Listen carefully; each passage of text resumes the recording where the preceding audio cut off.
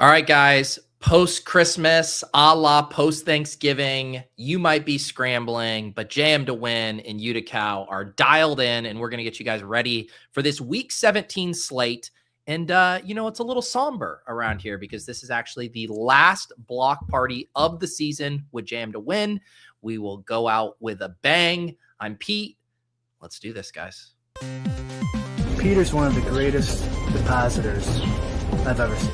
Trust the process. Let's go. I got auto match with Levitan.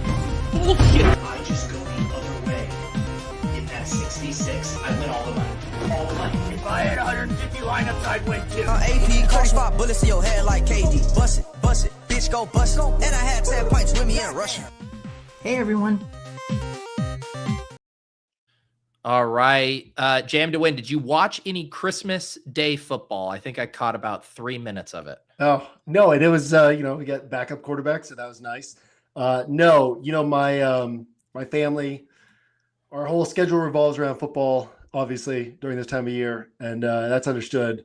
But I don't think it would have flown over very well if we were trying to co-opt Christmas for watching some meaningless games. And nor was I all that interested in doing that. So, no, but we are back to football now. Pete, I like how you confidently said we're going to go out with a bang. You could confidently say that because you asked for our block right before the show started. And I kind of see your face. You're like, okay, yeah, this is exciting because it's kind of an ugly block, but that's kind of what the slate provides, right? So you guys can stick around, find out what this ugly block is at the end. But it's sort of based on what this week provides. So, I think it's obviously an interesting week, right? We're coming off Christmas and everyone's focus is fractured. And so it's a good opportunity if we're able to lock in and find some edge on this slate. Yeah, I won't oversell it, but I will say, I think the block that JM gave me right before we went live is probably the most shocking block that I've heard from you all year. So yes, I can't wait to see the chat's reaction to it as well. If for some reason this is your first time with the show, what we do here is we go a little high level overview of the slate. We'll then go position by position, get JM's favorite plays, and then we will wrap up with the lineup build and with this very fun block. But yeah, JM, I mean, macro stuff this week feels a little light as far as, top plays, big games, just because we have so many games already played, 2 games Saturday, of course, Sunday night football, Monday night football, along with kind of motivation stuff, playoff implications. Where are you at with this slate? Well, last week reminded me how basically weeks 15 on at this point, things get increasingly more unpredictable. And my whole thing this year, if you've been hanging out with us, and I've been really focused on single entry, 3 max, smaller field contests, and just this idea of just pile as much certainty as you can onto a roster. And so obviously, for those of you who've been around, you know this, I have to fly out to, I'm in Oregon where we can't do DraftKings anymore. I have to fly out to California to reserve my entries. So I stopped playing after week 15, but I still built all my rosters last week because it's I want to see how I would do, right? I'm in the groove, creating content and everything. My rosters would have gotten wrecked last week. And it was rosters I felt tremendous about. It was rosters that I was saying on the Winner Circle pod on Saturday morning, man, I wish I could catch a red eye tonight and go reserve these entries because I felt so confident in these rosters. And I mean, part of it was these pass catchers with Gardner Minshew, and then he gets hurt early in the game, and those things happen. But it was it didn't look like it was going to go well anyway. And it was just a reminder to me that the deeper we get into the season, the more we need to embrace this idea of even if we're really good at understanding what's going to happen, right? And if you've hung out with me throughout the season, you've seen this illustrated throughout the year of okay, we can really get down to these high confidence builds, these high confidence rosters or core, or whatever it is, even if you're playing MME, mix and match around a high confidence core, and we can have a lot of success doing that. Well, I think this is a point in the season where we need to let go of that a little bit and balance a little bit more of what could happen, what things could we see, because some of it does come to innovation, and we're not in those locker rooms to know who's somebody. Team showed low effort last week doesn't mean we're going to, right? So there's just a lot more unknown at this point in the season, and we have to understand that and put that into our bucket of how we're assessing things. And just kind of let it rip with ceiling in mind is how I'm looking at this week. Yeah, and let's start kind of how we always start here. We could do a little high level overview of the games here.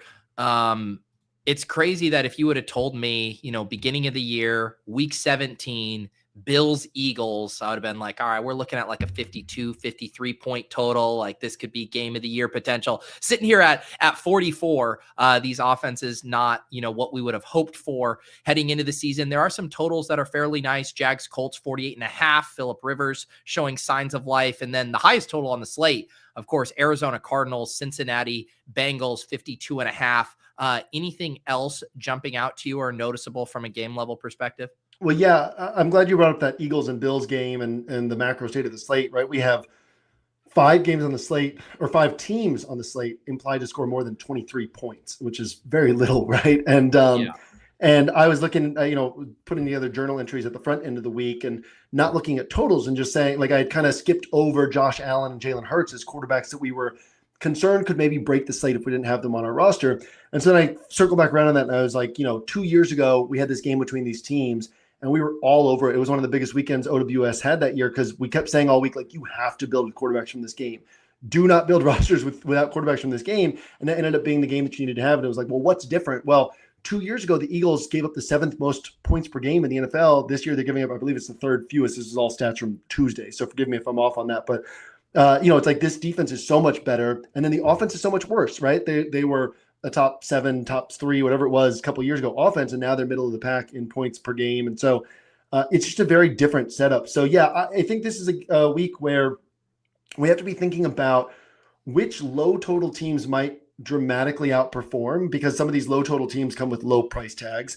And so where are there opportunities for things to swing all the way to the upside? And then where are the spots where we could get explosive individual scores? Because it doesn't look like those are in big supply on this slate. So I'll kind of wait to get to the salary stuff till we get to the quarterback position. But yeah, that's sort of my macro thought on this slate, is where can we expose ourselves to ceiling and be willing to embrace less certainty in our search for doing that.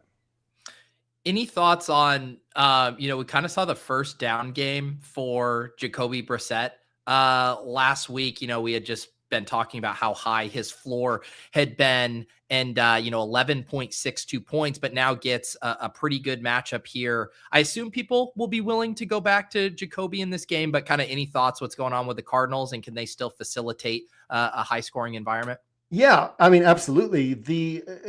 We were saying like 5 weeks ago, like, you can't just keep going back to the Jacoby Brissett well and assuming that it's going to keep happening, because this doesn't happen. You don't get 5 games in a row of Jacoby Brissett putting up 20 plus points, and then 6, and then 7, and then 8, and then 9. Like, that had to come eventually. Funny, that it comes in a spot where it looks good on paper, because that tends to be how those things end up happening. But I don't think we should be concerned about going back there, especially on a slate that's this thin. And I'm with you. I think that people will get there. I don't think that's going to freak them out, that down game last week. But yeah, it's, again, the motivation thing is weird, or how these teams are playing. We had that stat earlier in the year, and it was like week 6 or 7. It was pretty early in the season, but the Cardinals had this bad record, and they had led for the 2nd most minutes of any team in the NFL.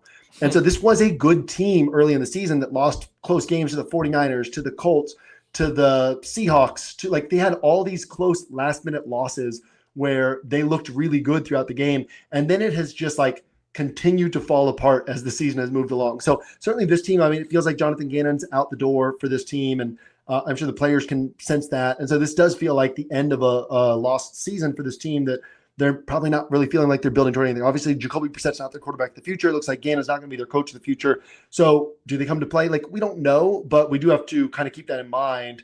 Looks like the Bengals are still coming to play behind Joe Burrow, right? There's that fire in this team with Burrow back under center. So we can expect points from that side. And then it's just a question of, do the Cardinals keep pace? But certainly, I mean, the total tells us this, but this is the game to think about first and foremost on this slate. As far as injury stuff, I mean, the 2 that are on my radar is Trevion Henderson, his not only back at practice, but doesn't even have the contact jersey on. I saw that before we went live. So he's trending in the right direction after the head injury on Sunday Night Football. And then Dylan Sampson, I think he got in an estimated limited practice yesterday. The Browns backfield kind of in flux there, depending on his status. Any of those of note to you, or any I missed? Yeah, I mean, I think both of those are important ones, because we've got no Quinshon Judkins. And then if we get no Trevion Henderson earlier in the year, even before we had any evidence, we were like, well, let's pump the brakes on Ramondre being out and just assuming that Travion Henderson gets the full workload, because that's not really in the Patriots' nature. And of course, Terrell Jennings came in and had half the snaps in those games and or those first couple games. But this is a different situation, right? Because Terrell Jennings is also out. And so if Travion Henderson misses, Ramondre is a guy that they trust in pass protection. They trust him in all the little things. And then Dearness Johnson had one snap last week. I believe Ramondre had, I think it was 62, something like that. And so they're clearly willing to just say, all right, look, let's just give the ball to Ramondre in the spot. If Travion Henderson comes back, then that complicates that backfield. So, both these backfield, not that the Browns are a good offense or in a good spot here, but certainly taking a running back who would have that lead role on a week where it doesn't look like pay up running back is a spot where it's like, it doesn't look like a spot where it's like we have to get there, right? And we'll kind of get to the nuances of salary here as we get deeper into the slate, and we'll understand why we have kind of an ugly building block at the end, is because maybe the building block isn't what's winning us the tournament so much as it's about unlocking the salary that we need for doing what we want to do on this slate. But I think that there's actually a few kind of cheaper running backs who are interesting, including another one in that same game who you shouted out last week, a really sharp call on Kenneth Gainwell. So, even if Dylan Sampson has this backfield kind of to himself, I don't know that that's necessarily the best spot to go down here, but he's certainly in play. And Ramondre looks really good if Travion Henderson's out. But if Travion Henderson's playing, then, we reassess that, obviously. Yeah, pretty big differences in projection for those teams. Patriots 28-point team total, Browns at 15.5. So what you're getting from the potential lead back there is pretty different. But let's head over here. We can start at the quarterback position here. Up top, we do have the Josh Allen, but I would argue Drake May is kind of the clear-cut, number one quarterback play, at least from just a raw points perspective. But what do you see in here at the high end? Allen and Hurts in that game, May, and then Burrow. And I guess the way he's been playing, we could even include Trevor Lawrence in that combo. Yeah. So, and you mentioned Drake May, right? And you then say raw points. I think that's an important distinction to make because, again, he's got the one game of 28.7. That's a game against Baltimore when they're having to come back. His only game over 28. And before that, right, we got 21.5, 20.5, 17, 15, 19, 18. Like, they're probably not unleashing him in a game against the Jets that they should be controlling. And so it's going to be hard for him to have that super high-end run out. But I think we can get a solid score from him. And, yeah, I think this speaks to the nature of the slate as a whole. And so I'm going to zoom out and talk just macro for a moment here of if we ask who are the players who can put the slate out of reach, well, we've got, obviously you could tell a story of the Eagles and Bills playing a certain way. You got Joe Burrow, who's a pocket passer, but, if he gets these 4 or 5 touchdown passes, he's a guy. You got Trevor Lawrence in a game where it's weird, right? Because we've got this 53-point total in Cardinals and Bengals. We've got the 48 in Jags and Colts. We're relying on, like, Phillip Rivers in 2025, keeping that game competitive. I mean, that's what this slate is giving us, right? And then you get over to running back, and outside of these top 2 guys, Achane and James Cook, it's like, we don't love Jonathan Taylor here. We don't love Saquon this season. We don't love Chase Brown at this price tag or Trevor Etienne or Travis Etienne or Jalen Warren at this price tag. Like, so then it becomes a thing of like, where are we spending our salary? And then we swing over to wide receiver where it's really thin. And then you get Jamar Chase in a great matchup, JSN in an important game up at the top, right? So we're going to have this thing where it's like, who's likeliest to put the slate out of reach out of all the places where we could spend up salary? Well, Jamar Chase and JSN are the likeliest. And then Trey McBride over at tight end. Those are the 3 players who are likeliest to put the slate out of reach. Doesn't mean that one of these running backs can't, doesn't mean that one of these quarterbacks can't, but I think that everything has to be shaped through that lens of like, where are we positioning salary? So if I'm paying up at quarterback, I do think that Burrow and Trevor Lawrence are the first 2 spots I'm going, thinking about telling a story of these game environments playing out in such a way that we end up having the high-end run out. So it's tough chasing Lawrence after back-to-back big games, right? But we've been on him this season in this podcast, just talking about, how good this offense is. And he's the one thing holding it back. That was the story, right? But Liam Cohen was doing so much right that there were opportunities for Trevor Lawrence to have big games in competitive game environments. And now all of a sudden Trevor Lawrence is playing really well. And so, it's a spot where we could trust that he's going to continue playing well at Indy. Does Indy provide pushback? I think that they're a competitive enough team that they probably do. And so, that's a spot that I like. And then I just think that the Bengals are in this mode of like, well, let's go out there and just showcase our offense and keep playing well that's the most they can get out of the season. So I think that we expect Burrow to do well, and then obviously Jacoby Brissett could come up with that. So I think that those are the quarterbacks that I'm really thinking about up here at the top. Yeah, and we do have some of the value options that we can discuss in more of this 5K range. Baker Mayfield 5,600 versus the Dolphins, not a bad matchup there. Tyler Shuck has been playing well. He gets Tennessee. I feel like Jackson Dart's an interesting combo to have just because of what happened last week and kind of how he's not been running as much since the head injury. What down there interests you?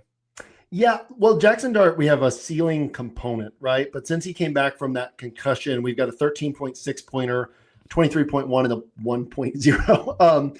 And it was weird that Washington game, I think he had 4 designed runs in that game, plus some scrambles and whatever else. But, that's in the middle of a sandwich of this New England game and the Minnesota game, and it doesn't really show up in the stats for the New England game. But that New England game was where they were down 2 scores in the second half, and we're just running the ball, or 3 scores even at one point in the second half, and we're running the ball and showing no urgency. And then obviously last week against Minnesota, it was a close game, but they were just saying, let's not let Jackson Dart drop back in this game. And if you watch those games, it was evident that there was a concerted effort to protect Jackson Dart from himself in those games, right? That game against Washington in the middle kind of provides a glimmer of hope of like, hey, maybe they do something differently here. And it's tough to say, right? The Giants they're playing for the number 1 pick. This is a game for that. And so what's being passed down from ownership to Mike Kafka, who's trying to win a head coaching job, right? He's been interviewing the last few years. And are they able to say, obviously, if you're the ownership of the Giants, you'd like to lose this game? Are they able to say, hey, look, we really want you calling plays that protect Jackson Dart, right? You can't say go lose this game. We've learned that from Stephen Ross and the Dolphins in the past. You can get in trouble for that, but you can say, hey, look, we really want Jackson Dart's our future. We want to protect him. So there are concerns there about how this game is being managed with regards to the Giants' desire to win even. And so, I do think that Dart has the ceiling. I feel much more confident in what we're getting from Tyler Shuck and from Baker Mayfield in terms of their opportunities to put up a big game. And so, we get down here, and are you playing Shuck for a 25 to 30 pointer? It could happen, but it's probably not going to. Are we playing Baker for a 25 to 30 pointer? It could happen. It's probably not going to. So then we recognize okay, we're paying for these guys, hoping to get, the 18 to 22 pointer, kind of the same thing we're paying for Brissett for. Quarterback pricing is weird at this point, right? Because Josh Allen's only $7K. Burrow's only 6,500. Lawrence is 6,100. So I do think we can find the extra salary if we're getting up into this 5K price range. But Baker and Shuck are the 2 guys below Jacoby Brissett and above the cheapies who stand out to me in this range. And I don't mind Jackson Dart. It's just again, there's more uncertainty there than there would have been earlier in the season. Yeah, and then so it sounds like for you, either getting up to that kind of tight core there, or getting really cheap and just saying, hey, the opportunity cost of or what you're getting in this 5K range just isn't worth it from a price or points per dollar standpoint. There's a stacking price component too, right? So if you play Tyler Shuck, so I got on to late last week after our show, I got onto this idea of any 2-player combo from the Chiefs is really high quality. Any 2 pass catcher combo from the Chiefs is really high quality, because I was running the numbers. It was 7 straight games. The quarterback, wide receiver 1, wide receiver 2, and tight end against the Titans had gone for 63 or more DraftKings points. In most games, it was 67, 70, 80. And if you got that from Minshew plus 3 pass catchers at their price tags, it was going to be 4x their salary. And it was it's been 7 games in a row that this has happened. You don't want to cover up 4 spots hoping to get 70 points, right? But it was Minshew plus any 2, or any 2 just as a pairing. Looks like a really good way to save salary last week. And obviously it didn't end up working out, kind of like the Brissett thing. You get it 9 weeks in a row and you get the down game, right? We had 7 weeks in a row against Tennessee. You could have chased this and then you get the down game. But that doesn't mean it's not going to happen again this week. And there really is no wide receiver 2 with Rashid Shaheed traded, Devon Bailey out. And so Tyler Shuck plus Chris Olave plus Juwan Johnson cost, I think it was 16.7K or 16.5K, something like that. But it's 1K less than Minshew plus his pass catchers cost last week. And you're covering 3 spots instead of 4, which is much more powerful, right? So you do look at this and say, oh my gosh, 7 of the last against the Titans, you're getting a 200. Hard to get 200 points this deep into the season. component of what you're. Am I still here? There we go. Yeah, you were Test. just glitching for a second, but you Yeah, were coming this in is and weird. out. This is like the last 2 weeks. Something happened over here with our internet, but yeah, there is a stacking cost component here. Of like, I like Shuck because you throw in a lot. It's stack certainty plus stack cost. You throw in Olave and Juwan Johnson, you get a really good overall cost on that, just over 5.5K per player. And you feel pretty confident you can actually keep yourself on a 200-point pace on a week where that might be rare. And so I like Shuck in that regard. Mayfield, I like him less, right? Because you have more targets for those passes to go to, and you're not covering the tight end position. And so, I like Shuck in this range from a standpoint of what he provides. I like Brissett, Lawrence, and Burrow up above him. And then I don't mind going cheap, because if I'm saying, like, building rosters and saying, how can I get McBride, JSN, and Jamar Chase onto a roster together? Well, you're probably going cheap quarterback, cheap stack in order to do that. And so then you get down here to saying, okay, our certainty is lower, but what's our ceiling, right? So that's the Cam Ward, that's the Geno Smith, that's the Quinn Ewers. I guess you could throw Bryce Young into there, though I don't necessarily want to chase this Seattle matchup. You could throw Phillip Rivers into there if you want to take a pocket passer and hope that, his weapons are a little bit more expensive, but hope that everything comes together there. So yeah, I don't mind paying down this week, because again, embracing some uncertainty to maximize ceiling. There are guys, Cam Ward has looked really good, really all season, but you've seen the steps if you've been watching these games, and it's starting to come through in the box score, right? So like Cam Ward, he hasn't done it yet, but there's 23 to 25 pointers in there. Geno's done it twice already this year, where we've had like the 25 plus point game. And with no Brock Bowers, you have really cheap stacking partners. And so you can get down here and say, yes, I don't feel confident, but what's the ceiling? And that ceiling unlocks ceiling in other spots. And so I do think that there's a clear probability or clear possibility that that's kind of the way to win this slate. I guess just one other name to mention, and we'll obviously dive into one of these cheapies when we do the block, but any thoughts about Darnold versus Carolina? Yeah, I mean, I think people probably have a tendency. I was thinking about that this morning, and then thinking, people probably have a tendency to underrate this Carolina defense. I was thinking this morning because I was like, when I was building the other day, I kind of took the 24th and 25th off, right? So it was like Monday, Tuesday, I was working on practice builds, putting in journal entries, and the cheapest I was going at defense was the Browns. And then this morning it was like, what about the Panthers at home at 2,100, right? They played so well. They're averaging one fewer point per game than the Browns. And you're like, Sam Darnold can make some mistakes, right?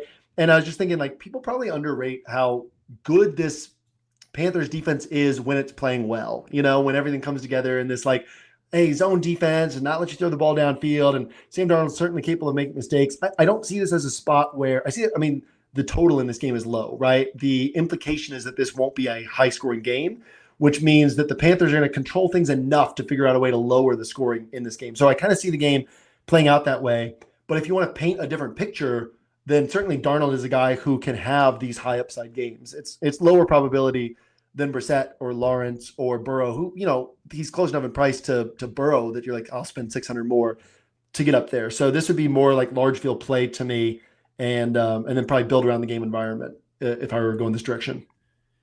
All right, let's head over to running back here. Not too much more to discuss at quarterback. Like you said, not as strong of high-end options as we're used to. Obviously, no CMC on this slate here. There's a few different places we can start, but maybe let's kind of poke holes in some of the high-end ones here. Like you mentioned, Achane, Cook, Taylor, Barkley, Brown.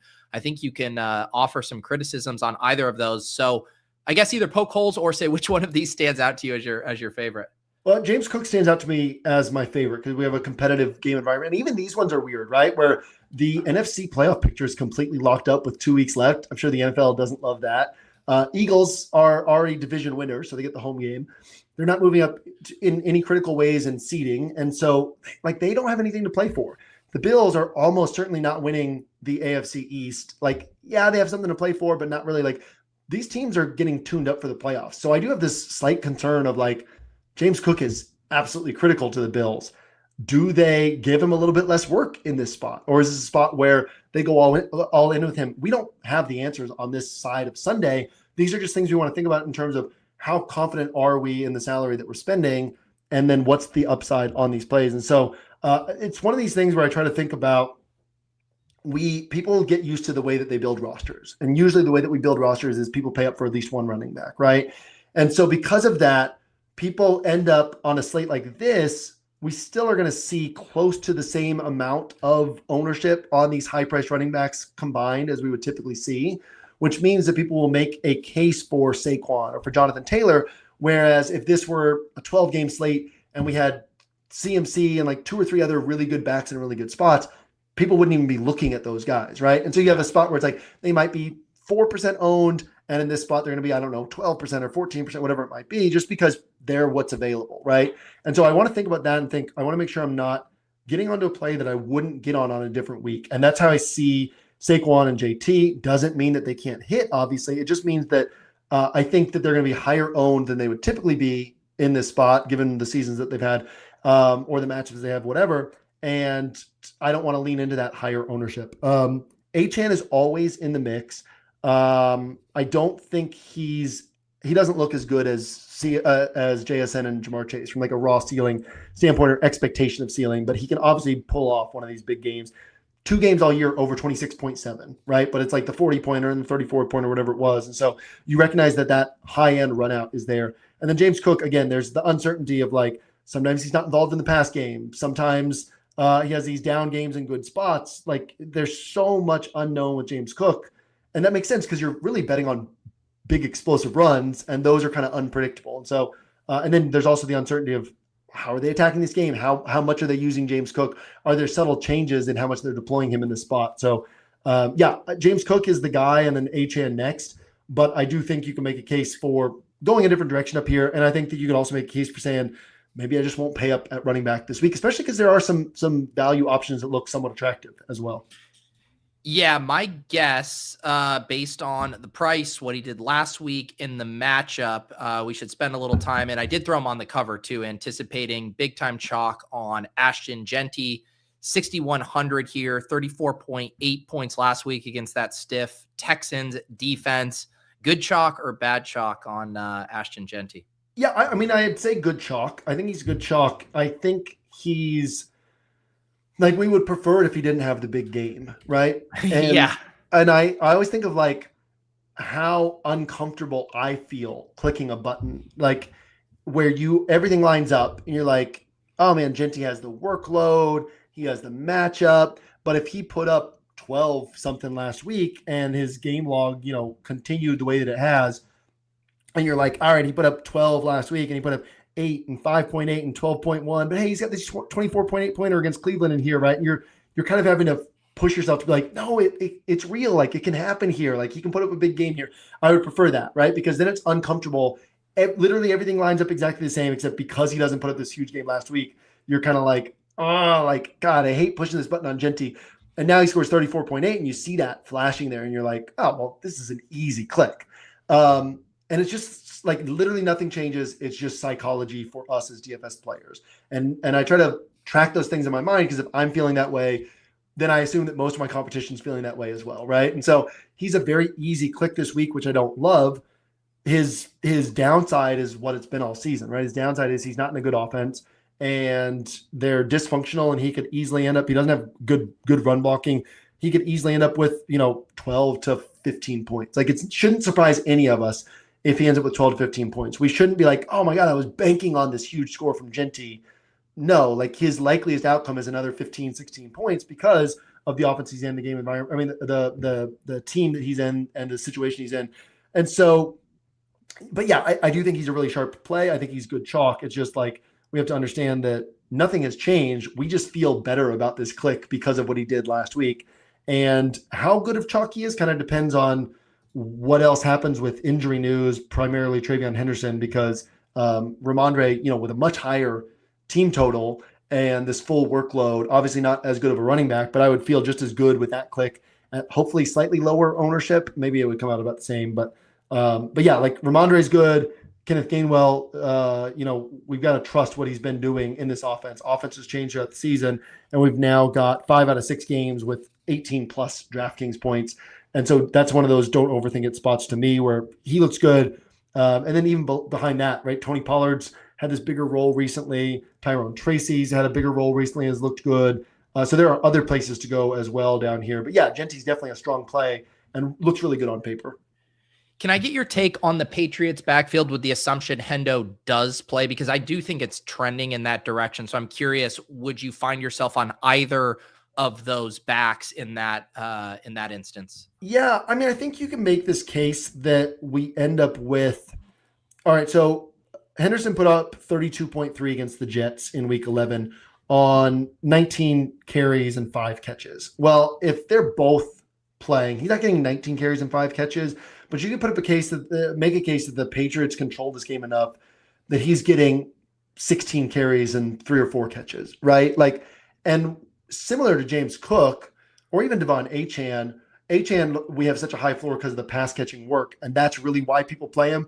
But the reason we should be playing him is because he can hit for these big plays, right? And that's the case with Henderson is we're just saying, does he hit for a big play or not? And that's pretty unpredictable. Whereas like a profile like Christian McCaffrey, where it's like, he's not hitting a lot of explosive plays in this offense this year, but he's always getting 5 yards here, 7 yards there. He's always getting his 5 to 8 catches. And he's always getting touchdown opportunities. So compare that to somebody like Jahmyr Gibbs, where those of you who have been playing of late, like you've seen this bite you where it's like, oh, Jahmyr Gibbs is in such a good spot, or he has such a high ceiling, and he puts up like the 7-pointer or whatever it might be, right? And so that's what we're dealing with James Cook, with Travion Henderson, to a lesser extent with Devon Achane, where you're banking on the big play.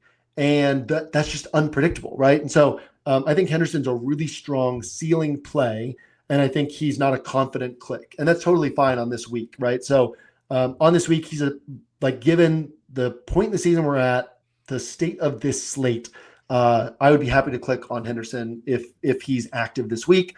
If this were week 14 or 12, I might be like, well, there's just like, you're taking on so much risk, and I can take on so much less risk for a similar score and a higher floor, right? But that's not the case this week. And so, yeah, I think given the state of the slate and the point in the season we're at, Henderson becomes the type of guy that I'm very happy to play this week. One guy I wanted to ask you about, because it's a pretty solid matchup, but he's been losing goal line work to Sean Tucker. Any thoughts at Bucky Irving at 6,200? I mean, and his price tag, right? Yeah. Yeah, that's crazy. Losing pass game work to Rachaad White, losing goal line work to Sean Tucker. And we've seen the effect of no Liam Cohen on this offense, because you went from last year, everyone raving about this being one of the most well-designed run games in the NFL, to Liam Cohen leaves. And now it's like, hey, the Jags have one of the most well-designed run games in the NFL, and something's missing with this Bucs run game all season. So I think you can click him. I don't think he's not going to be in my player grid right now. Yeah. And so at this point in the season, and again, given like the state of it's week 17, all the unknowns, and then this slate's kind of weird, only 9 games, and you got all this uncertainty and not a lot of high confidence spots. So I think he's a fine click, but he's not going to be for me this week. Yep. That's where I'm at as well. I know you mentioned Kenny Gainwell. What do you think about that split with Warren? Warren obviously having the big game last week as well. Yeah, I mean, I always want to bias my decision making toward workload over production, and especially when it's if we know the players well enough to know that the big plays came through Warren last week. The big plays could also come through Gainwell. You know what I mean? And so, we've got this game earlier in the year. It was against Cincy, but where he has 9 carries and 7 catches and puts up 29 DraftKings points. That's Gainwell. Mm-hmm. We've got this game against Minnesota where obviously he had 19 carries and 6 catches, but he puts up the 31.4. Like, he's capable of busting big plays as well, more in like a north-south manner but also like Gainwell's style matches up more with how Tony Pollard hit against Cleveland. As in, like, Gainwell as a runner, those plays that Tony Pollard hit on were like run, cut, go. And that's more what Kenny Gainwell does. And so, yeah, like I think that the role is what attracts me, where now we've got no DK Metcalf. And even before that, again, all grow and transform throughout the season. And we've got this target share where it's like, here's his target counts in these games we've been highlighting: 8, 6, 3, 7, 7, 7. I mean, that's tremendous value for 5,600. If you had a wide receiver who had 8, 6, 3, 7, 7, 7 at 5,600, you'd be like, oh, that's a decent set of targets, right? Like consistent, it's always there. And then he gets the carries on top of that. And so, I like Gainwell more than Warren because of his workload's biased toward the air, Warren's biased toward the ground. But I don't think that you can go wrong with either guy this week in terms of like, did I build a sharp roster? Like, there's nothing really clearly like Jeanty is the best play down here. And then Ramondre, if Travion Henderson's out, is the next best play down here. But does that mean they're going to hit? No, like it's still pretty low probability stuff for big games. And then there's plenty of other guys who are not far below that. So I think you can go a lot of different directions down here and feel like you're still providing yourself with a path toward first place. One guy I want to circle back to, and we can talk about a few of the other value options in a second. Travis Etienne at 7,100 here. You know, the price is getting up there, but he's been really good. And, you know, with Tootin out, his workload has been really solid. Great team total here as well. Thoughts on Etienne at 7,100? Yeah, I mean, to me, his workload really hasn't changed, right? Like we've got 16 carries and 4 catches. We got 12 carries and 3 catches. I don't love the price tag on him. I'll say it like that, right? I mean, like I felt uncomfortable week 15, right? He was one of my core plays, and I felt uncomfortable paying 6,500 for him. And what I kept saying that week was like, look, he hasn't gone for the 30-pointer yet, but he is capable of it, right? Like, but it felt like we're overpaying for what you're typically getting from Etienne. And we happened to get the run out that week. He puts up 31.5. But you look through the rest of the season, what's his next best game? His next best game is 22.5. It's hard for me to pay 7,100 for a guy who's topped 23 points once all season, and we're second to last week of the year.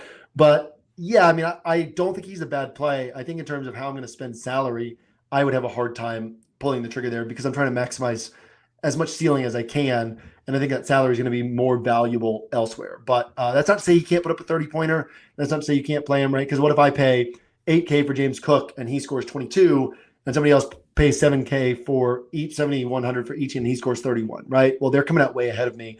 But if we play at the slate 100 times, that extra 900 spent on James Cook is getting you a lot more points net over that stretch run, right? Like it's just better salary spent. So he's not for me, but that doesn't mean that he can't hit on this week. I'll toss out 3 other value guys down here. I think you might have mentioned one of them already, and I'll do my best JMToWin with some stats to accompany it. Tony Pollard over the past 3 games, averaging 122 rushing yards per game. Tyrone Tracy over the past 2 games since the bye, averaging 18 touches, around 15 carries, and 3 catches. And then you get Michael Carter, who gets the friendliest running back matchup in all of the land here against the Cincinnati Bengals. Any thoughts on that trio? Yeah, let's talk about Michael Carter. I really hadn't given him much thought. And again, weird week, right? Where you're taking 2 days off in the middle of the week. We've been attacking the Bengals all season. I don't mind that, right? Like the Cardinals realize that they can't run the ball, and they have not really been trying to run the ball. But also, wide receivers don't get production against Cincinnati. And that's one of those sneaky things that it's always been an edge in DFS where a bad defense that doesn't give up production to wide receivers. Like you see wide receivers played against those defenses at a high clip all season long.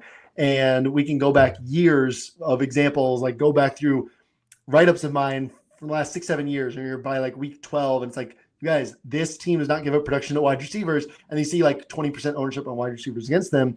So yeah, like I think a Carter plus Trey McBride type pairing is very interesting. I like that shout there. Tyrone Tracy, yeah, I think it's a good spot for him. He's looked good. I like him as a player. The ceiling doesn't feel tremendously high, but that's fine, right, at 5,400. And then Tony Pollard, this is sort of a weird situation, right? We know that it takes teams like 4 to 8 weeks to kind of figure out who they are as an offense. Well, this was a team that fired their head coach and their lead offensive mind partway through the season, installed Mike McCoy. And so you kind of reset that clock. And it's like, seems like over the last few weeks, they've really figured out who they are as an offense. Tony Pollard was kind of a cheat code last year where nobody ever wanted to play him. And he was constantly getting 20 touches and constantly, like, once pricing's tight, it's like, well, this is one of the most underpriced guys on the slate. And I think we could view him that way again. I don't like the matchup against New Orleans, but it's better on, with New Orleans being on the road than at home. And I think any of these guys, like, that's my thing this week is, like, you can pay down 6.1K or below at running back at both spots. And as long as you don't get burned by Cook or Achane with like a monster game, you're probably going to be in pretty good shape this week. It's probably going to be the way to build this week because there's so many options down here. So yeah, I'm with you on all three of those guys. Michael Carter's the one I hadn't given much thought to, and I think is really interesting, especially because of kind of how you compare him and throw him in with the Trey McBride roster, open up salary, all that.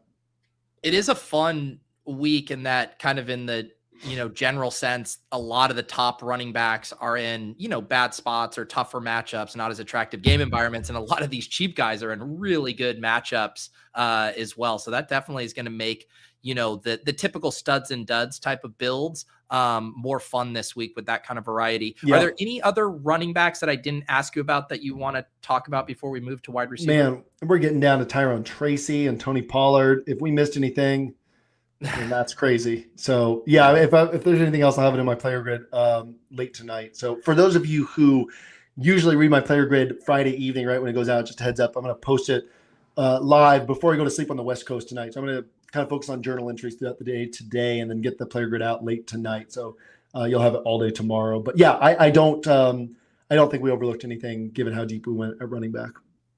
Yeah, and speaking of which here, we mentioned this last week, but if you guys are wanting to check out 1 week season, the discount is up to 90% off. Promo code PETE90 will get you 90% off the rest of season, Inner Circle and DFS subs. You can always use the promo code PETE, the general one, for 20% off, a weekly pass or anything of that variety. But anything on the site that people should be keeping an eye out for as well, Jam? Yeah, the Bink Machine is $19, as I've mentioned throughout the season. It's optimizers are so great for hand builders, right? And so give that a spin for $19. And also the week pass is $29. You take 20% off that. You're actually spending more than you will for the rest of season, 90% off. So get the 90% off, and you've got 2 weeks of regular season, 4 weeks of playoffs for less than a week pass. So that would probably be better use of money. And as always, if you spend the $22.90 and you feel it's not a fit for you, just let us know. We'll send you that money back. Again, our site's not for everybody, but because of that, we tend to really be for the people we are for. So come out and check us out if you have not done so yet and see if we're a fit for you.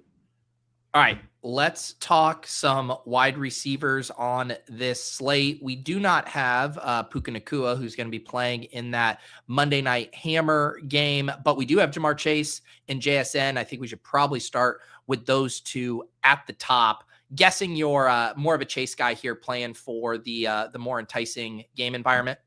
Yeah, definitely. And you've got he's similar to Achane in that you just know that those points are going to be there. Whereas Seattle, it's been the story of the season is like how efficient JSN is and how they don't throw the ball much, but when they do, they throw to him and he picks up these big plays and all that, right? But like Jamar Chase, we know the Bengals are going to throw it, and we know that the Bengals are going to throw it to him. And so you have this high floor of targets to where even if he doesn't get the touchdown, which he hasn't gotten many of this year, even if he doesn't break the big after catch plays, which he hasn't done a lot of lately, like you're still getting a solid score. And so those guaranteed points are hard to come by at this point in the season, this deep into the season, and are so valuable. And so guaranteed points with ceiling attached is always something that I want to lean into. And Jamar Chase looks like the most guaranteed points with ceiling on the slate. So again, that doesn't mean that he's going to put up the biggest score, but in terms of how I'm biasing my thoughts in my roster builds over time, leaning into those types of plays is going to make us money. And so, Jamar Chase first, JSN second, but really like both of them. And you kind of see why these guys, we just talked about Achane and Cook and kind of the flaws on those plays. And then we get down, man, Chris Olave 7,200, right? We got this guy who one game all season. I think it's one game all season over 26.8.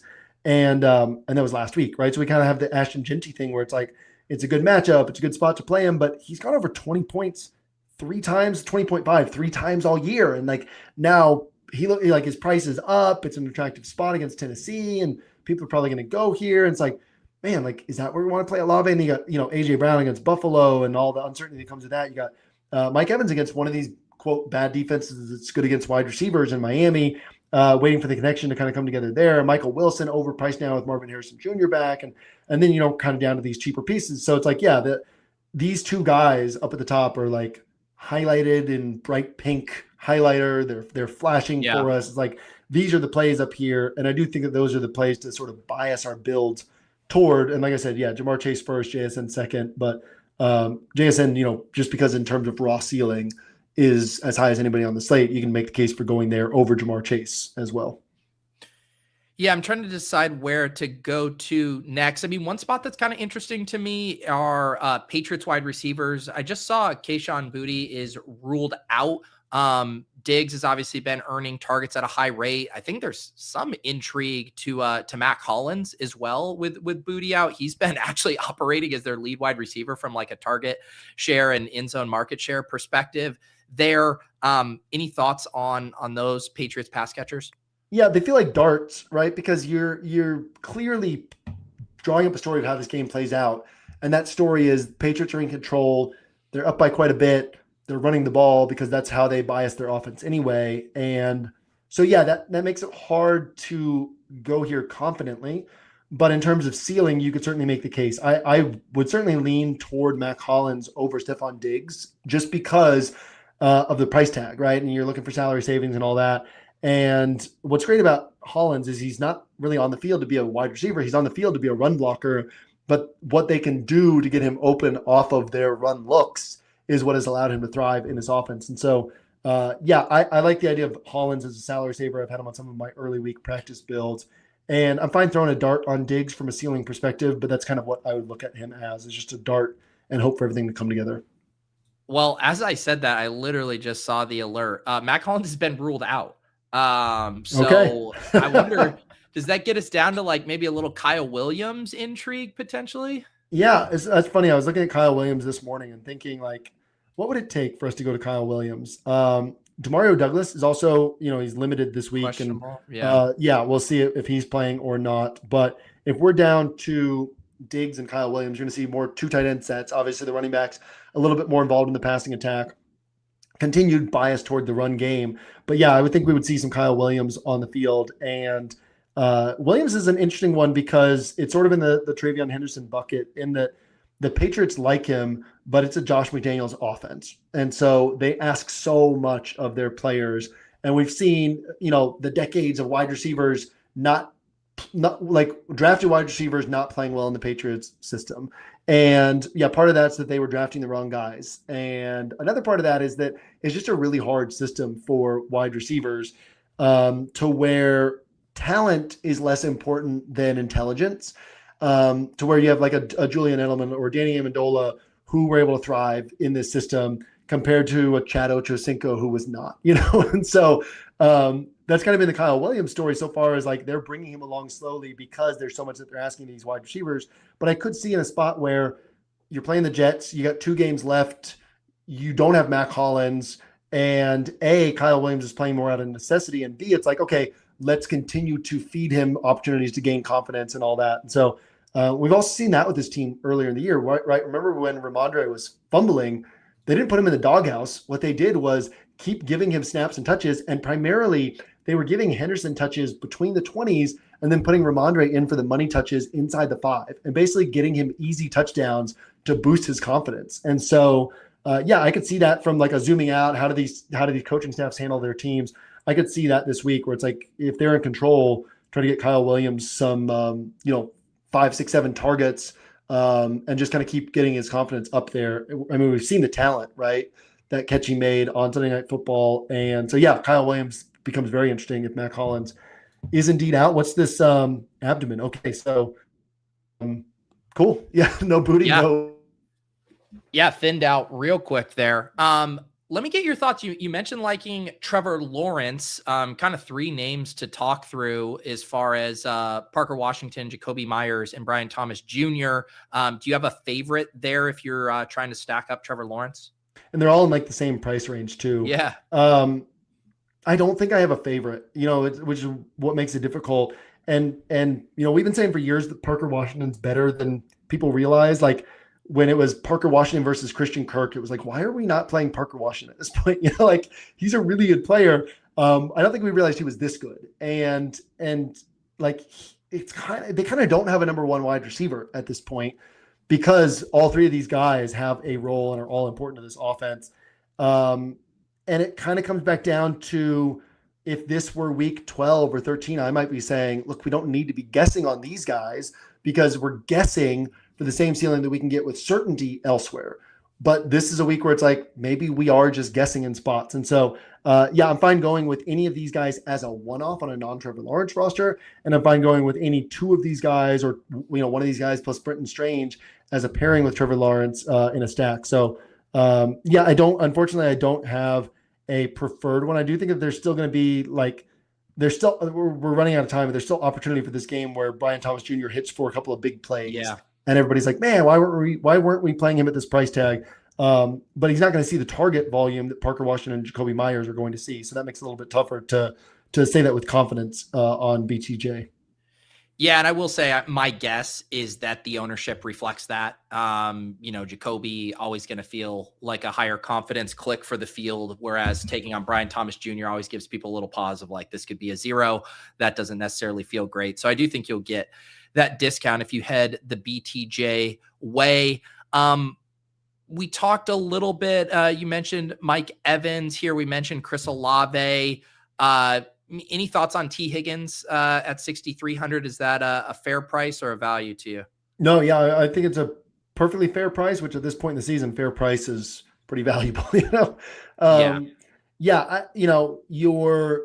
funny. I kind of feel like we bias our thoughts on T. Higgins. Like we lean through the lens of Jamar Chase, right? And so then it's always like, oh, well, he's not putting up these scores or he's not as consistent. And then you look at like other guys priced around him and you're like, man, like T. Higgins got pretty good value here for like his ceiling, his consistency. So I like T. Higgins quite a bit, right? Where you look at T. Higgins at 6,300 and you look at Brian Thomas Jr. at 5,300 for 1K more, you're getting more consistency and a higher ceiling from T. Higgins. And I think you can play him with Burrow and without Chase. I think you could play all three of them together and paint a picture of this game environment completely taking off, right? Try to get Trey McBride on there. Ooh, that would have been a fun block to mess around with, like a Burrow double plus Trey McBride. There are, and then you can play him as a one-off, right? So T. Higgins can be used any way that you want to. He was on a couple of my early practice builds where it was like, where could we embrace some uncertainty for ceiling? Certainly in this price range, he stands out as one of those guys you can do that with.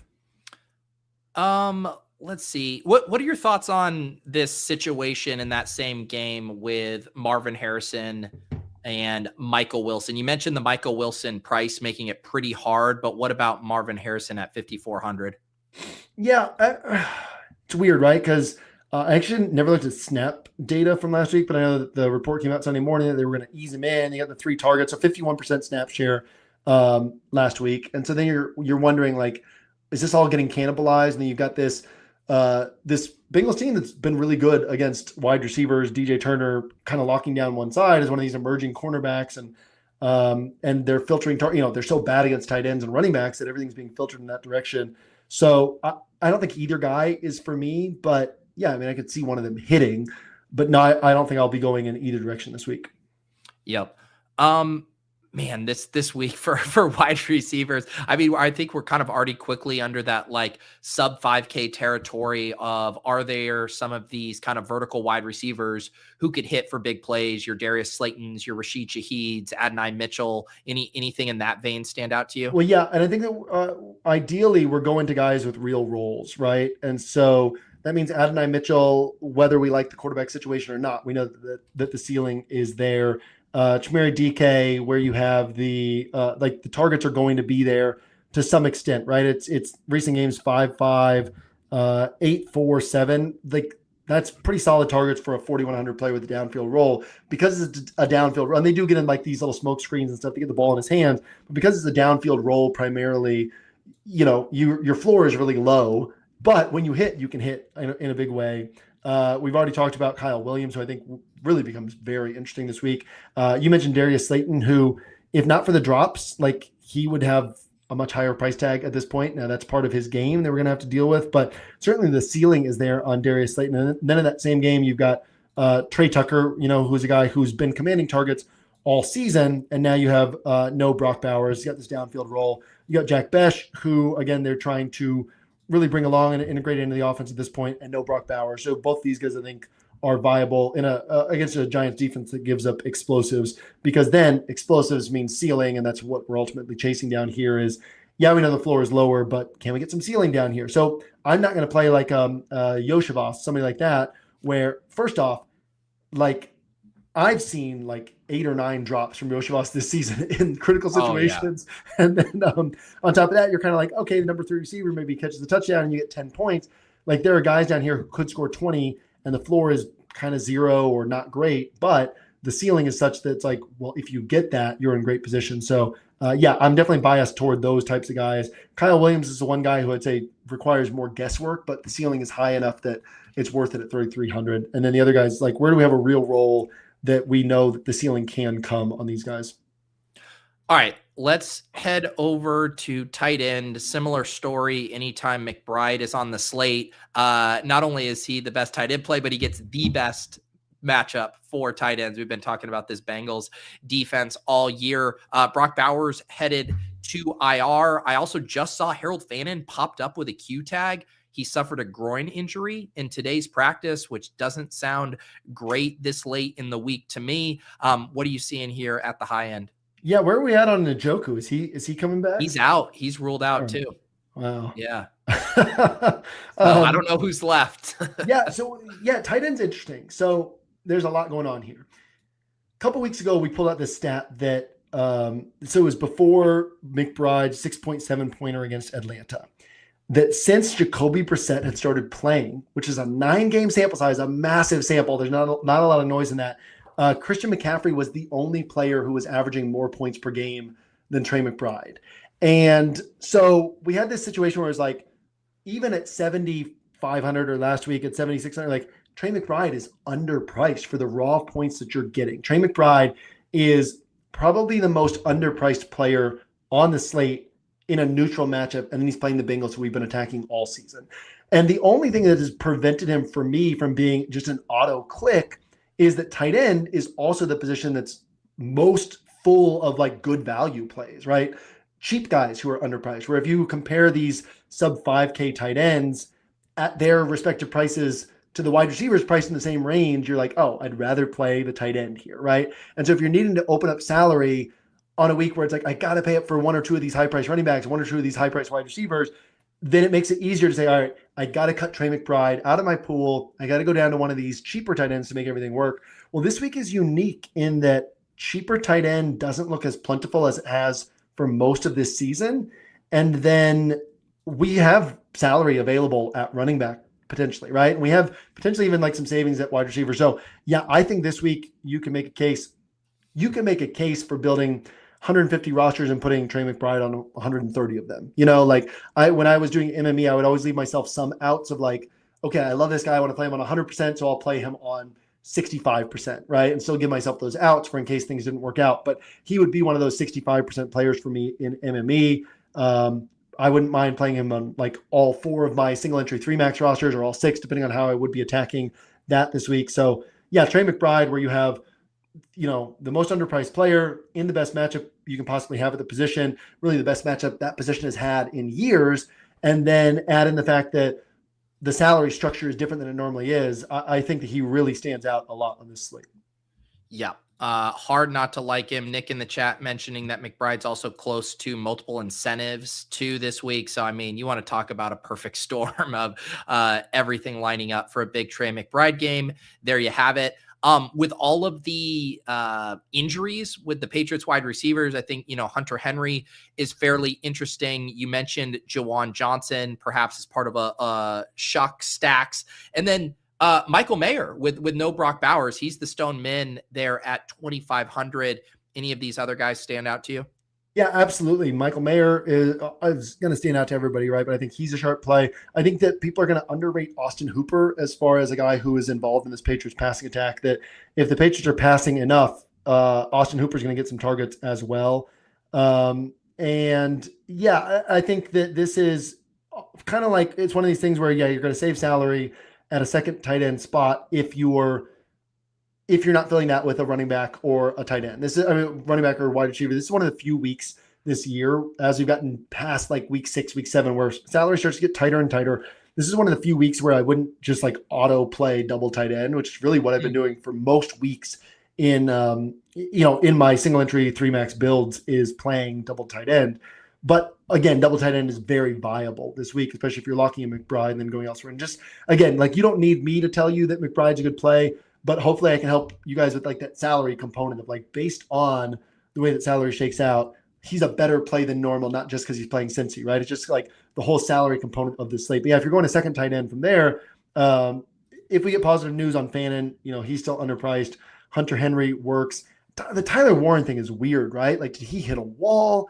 What happened? Because this should still be coming together. He should be like a good target for Phillip Rivers. It's hard to trust it.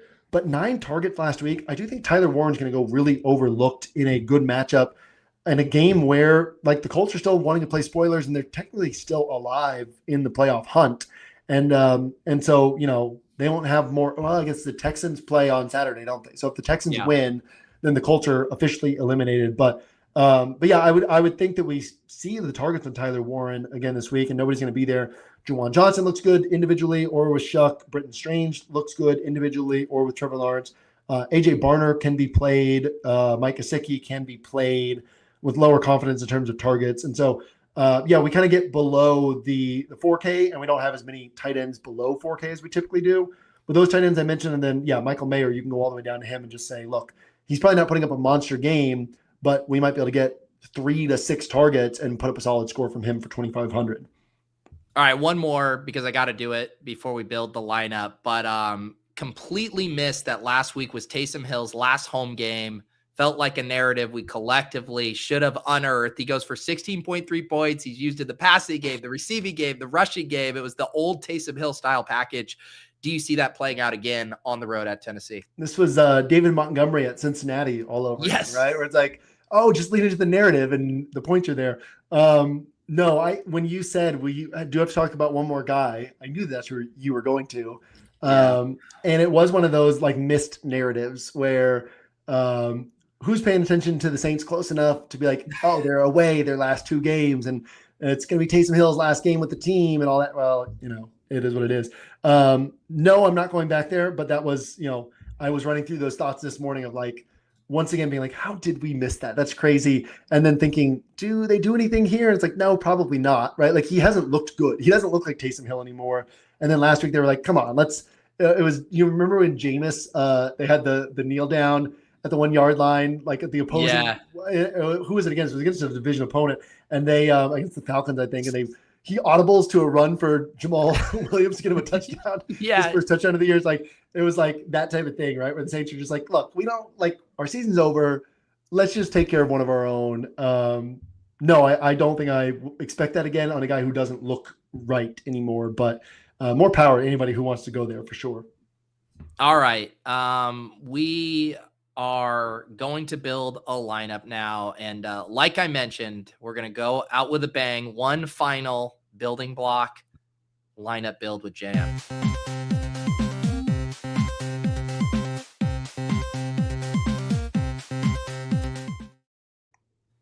All right, Jam, let the people know, where are we starting with this block? Do we have any, were there any good guesses from the chat? I'm glad you mentioned that. The chat got very, very close. All right. In fact, there were 2 of 3 in there. They didn't get it all pulled together, but they're kind of on to you, Jam. Yeah.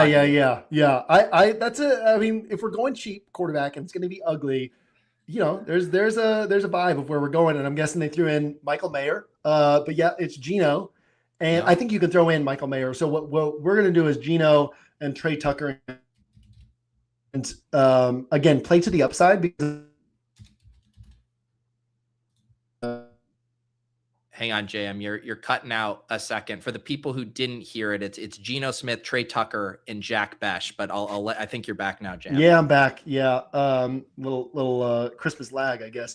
But yeah, we're with Michael Mayer, like we're playing to the ceiling with this bet, right? With Michael Mayer, we can get the ceiling with touchdowns, but we're probably not getting big explosive plays. The Giants pretty good against tight ends, and he's not hitting for a bunch of big plays.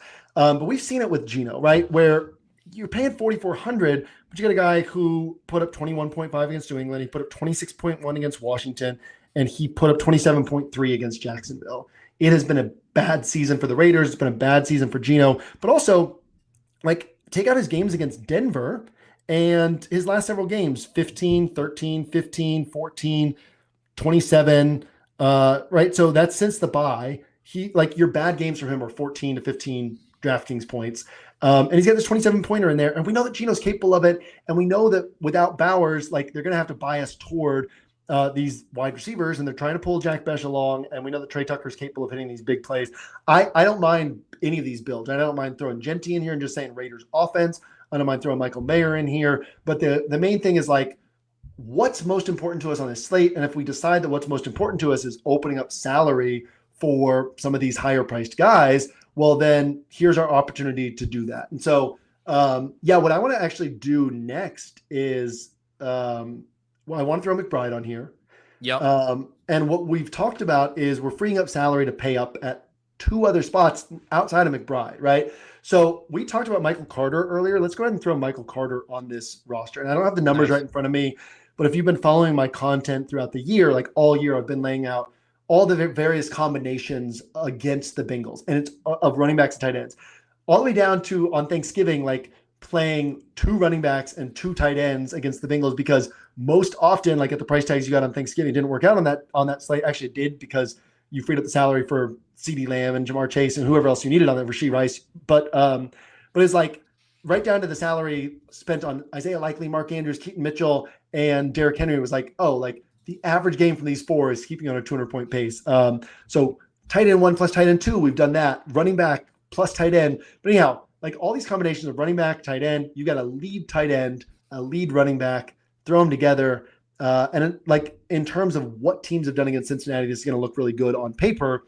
And then we freed up all the salary, right? So Pete, I want you to kind of make the call here. There's two different things we could do. We could go with, let's go with JSN and Jamar Chase. And then this is just going to leave us with like, I was going to say we could decide if we want to go Achane or something like that. But then we kind of end up with like this mid-range of wide receiver that's not quite what we're wanting to do on this roster. But you kind of see, this is just one example, right? But you guys can kind of see what this opens up, where it's like, okay, we liked these cheap running backs. We're probably not throwing Jeanty onto this build, but we could go with, again, you could put Jeanty in here and then take out Jack Besh or Trey Tucker and go down to Kyle Williams. Or you could move Jamar Chase out of the flex spot and go all the way down to Michael Mayer and go a different running back than Jeanty. Like there's so much that you can do with the starting point, freeing up the salary. But yeah, this gets us down to one of these sort of, 5K, 6K running backs, and then what's left over for defense from there. Do we have enough? We actually would. So check this out. Throw Travion Henderson in here. Yep. And we're going to get immense ceiling, question marks, that people are not going to be on him. And then we get this Panthers defense that I was talking about earlier for 2,100. So that's kind of the cheapest that you could do it. But then obviously you can move off of Travion Henderson. You could go down to, Ramondre. You could go down to Kenny Gainwell. You could go down to Pollard, to Tyrone Tracy, and then pay up at defense. Or again, like there's so much that we can do with our salary from here. And so this is mainly to illustrate, if we kind of unlock things with one of these cheap stacks that does have ceiling, then we have a lot of opportunity from there to sort of mess around with our roster and basically, again, recognize that there are bets to make on this slate that, hey, maybe none of the high-priced quarterbacks put up a monster game. Burrow's a pocket passer who we're really banking on him going 300 yards and 4 touchdowns if we're playing him. Well, what if he doesn't? What if he throws for 2 touchdown passes and we didn't need to pay up for him, right? What if Trevor Lawrence puts up his typical 21-point game instead of another 30-pointer and we didn't need to pay up for him? All of a sudden, we're unlocking things and getting a good comprehensive roster in this spot. I have a feeling that people will like the idea of this, but maybe will gravitate to putting in Michael Mayer and kind of knocking off the tight end position, maybe going double tight end with like a McBride Mayer. Do you have a favorite of Tucker and Besh if people are choosing between one cheap Raiders wide receiver? I don't. And I'm glad you asked that, because I've been asking myself that question. And with Tucker, you have the downfield upside. With Besh, I think you have a higher degree of confidence that they're going to lean on him, because he's their second round draft pick and this is a lost season, and they've been trying to emphasize him in the offense of late, and now Brock Bowers is out, right? So it's like you can feel pretty good about your pathways to like 5, 6, 7 targets, but also you could see the game where he gets 10 to 12 targets. But Trey Tucker's the guy who can catch one pass and get the score that you need. And so I don't really have a preference. I think that either one is sharp from like a ceiling perspective. Both of them have the ceiling, because you can paint the picture of Besh putting up this big game. And we can actually build a variation real quickly of taking out one of these guys and putting in Mayer and just seeing what that does for us. Because I think we might be able to get from Travion Henderson, if we take out Tucker and we save 1,300, we're just shy. I mean, we get it to Saquon Barkley, right? We're just shy of what we would need in order to get all the way up to James Cook, right? But then maybe you can move around some other pieces and figure out what else you might be able to do. So we could throw Saquon on here. Obviously, their ceiling against Buffalo, not floor. And these are builds like nobody else is going to have Saquon, Jamar Chase, JSN, and Trey McBride on a roster together. And we're doing it with a bet that says we need to get one thing right for this to work. And that one thing is the Raiders have some explosive plays against the Giants defense that gives up explosive plays. All of a sudden we're spending, in this instance, about 10K and maybe getting 45 to 50 points, right? And so what I like about this, again, these variations, is it unlocks, with one bet, it unlocks ceiling and unlocks tons of opportunity to pile in combinations of higher priced players on the slate that other people won't have. And, if Trevor Lawrence goes out and puts up 35, or if Joe Burrow goes out and puts up 35, or if the Eagles and Bills game shoots out, then this isn't the build for the week. But if things at the high end play out a different way, then going cheap and getting the stack that hits, is what you need. And similar to what we talked about, the very first week that Marvin Harrison Jr. was out and we were all in on that Brissett +3 build, it's like, even if, yes, you're playing it for the solid points you're going to get, but there are runouts to the high end, which we got on that particular week. Yeah. We've had that with Bo Nix before, where it's like you're playing him for this reason, but there is a high end runout. There's a high end runout here where Geno +2 ends up going for like 55 to 60, and it's actually the stack you needed to have, right? And so you have so many outs on this in terms of how the slate could play out, and this being the reason that you are winning a slate because of what this unlocks for your roster. We got just a couple extra minutes because Yuta is running just a teeny bit late. So one other part about the Geno angle I wanted to ask you, and you had mentioned, you could put in Jeanty on this. I was curious how much of the appeal of this block is the idea that you're kind of moving off maybe some fragile chalk with Jeanty and playing the points coming through another direction? Or do you not mind the idea of like, hey, give me Jeanty, give me Geno, give me a pass catcher, give me Mayer, let me onslaught all this value? Yeah, well, I always like to I like to place different bets than the field, but I don't mind that piggybacking the field's bet, right? So like if you play Geno with Jeanty, then instead of the bet being Jeanty has a big game, the bet is the Raiders do really well against the Giants. And so then you're getting all the touchdowns. So you're lowering your effective Jeanty ownership, or even like Trey McBride, right? When we throw in Michael Carter, now we're placing a different bet than the field is placing. And with this, we're unlocking rosters that the field is not unlocking. And so no, I don't mind playing Jeanty. The part of the appeal is obviously that we're betting on, without Jeanty on this build, we're betting on like a popular piece breaking and us benefiting from it breaking. So that's even more powerful. But because it's more powerful for our rosters, doesn't increase the chances of it happening in real life, right? And so we still want to think about, okay, how do things play out in real life? Well, if things play out in real life this other way, then the Raiders often just doing well. Now we account for that in a way that the field isn't doing. And especially like a Geno plus McBride, not McBride, Geno plus Mayer plus Jeanty, where you're going to get two popular pieces, but add Geno, and like most people won't be playing Jeanty and Mayer together, and then you throw Geno in there to tie it all together. Like it still is doing something like demonstrably different from the field that separates you from what the field is doing. So there's a lot of different combos here that all work. and you can kind of just pick and choose the way that you want to attack it. Yeah, it's definitely a fun spot to start with, and then kind of mixing and matching what you like around that. And I'll say here as well, this the lineup still projects fairly well, but then you're kind of just taking on some of that risk and volatility with some of that stack hitting, because then if the stack hits, then all the other pieces are much higher confidence, and you are probably cruising there. Well, JM, can't believe we have 17 of these in the books. The year always flies by. It literally feels like last week when I was like, hey, I'm going to be traveling for week 1. Can we record that one in the can early? And then you blink and the season's over. Always enjoy doing this with you. And for all these years, it's one of the highlights and one of the best things for my channel. So I really appreciate you always joining me on Fridays. Man, thanks so much, Pete. I've said it before, but I'm so impressed with everything you do. And yeah, this has been a really fun season for me, switching over to the journal and having less structure with my content and focusing more on watching all the games and everything. That it was like around week 7 or 8, where usually I'm counting down, all right, how many weeks do we have left of this? It was like I was watching games on a Tuesday night and I was like, man, I'm going to miss this in the off season. So I am at the point where I got sick again last week. My body's like, dude, you got to stop getting 5 hours of sleep every night. And so I'm looking forward to having a week where I just sleep a bunch. But other than that, man, I'm definitely going to be disappointed for the season to wrap up. But had a blast hanging out with you guys. And you guys can come hang out a couple more weeks with me on the site, and then we'll have playoff content going from there. So hopefully I'll see you guys on the site. And Pete, man, we'll get back to it next year. Man. That's right. And yeah, just to let people know for other kind of programming note stuff, obviously we have Youdacao coming on right now. But next week I become a cash game king. So my guest, assuming he's down again, normally I have Derek Carty to talk some cash game strategy with me. And then the following weeks after that, I think I'll touch base with the Run the Sims guys. We'll probably have a wild card or a divisional round show with those guys. So we won't leave you guys completely hanging there. But again, thank you to JM. Happy trails, my man. Good luck the rest of the way, and Happy New Year. And now it is time to bring on Youdacao.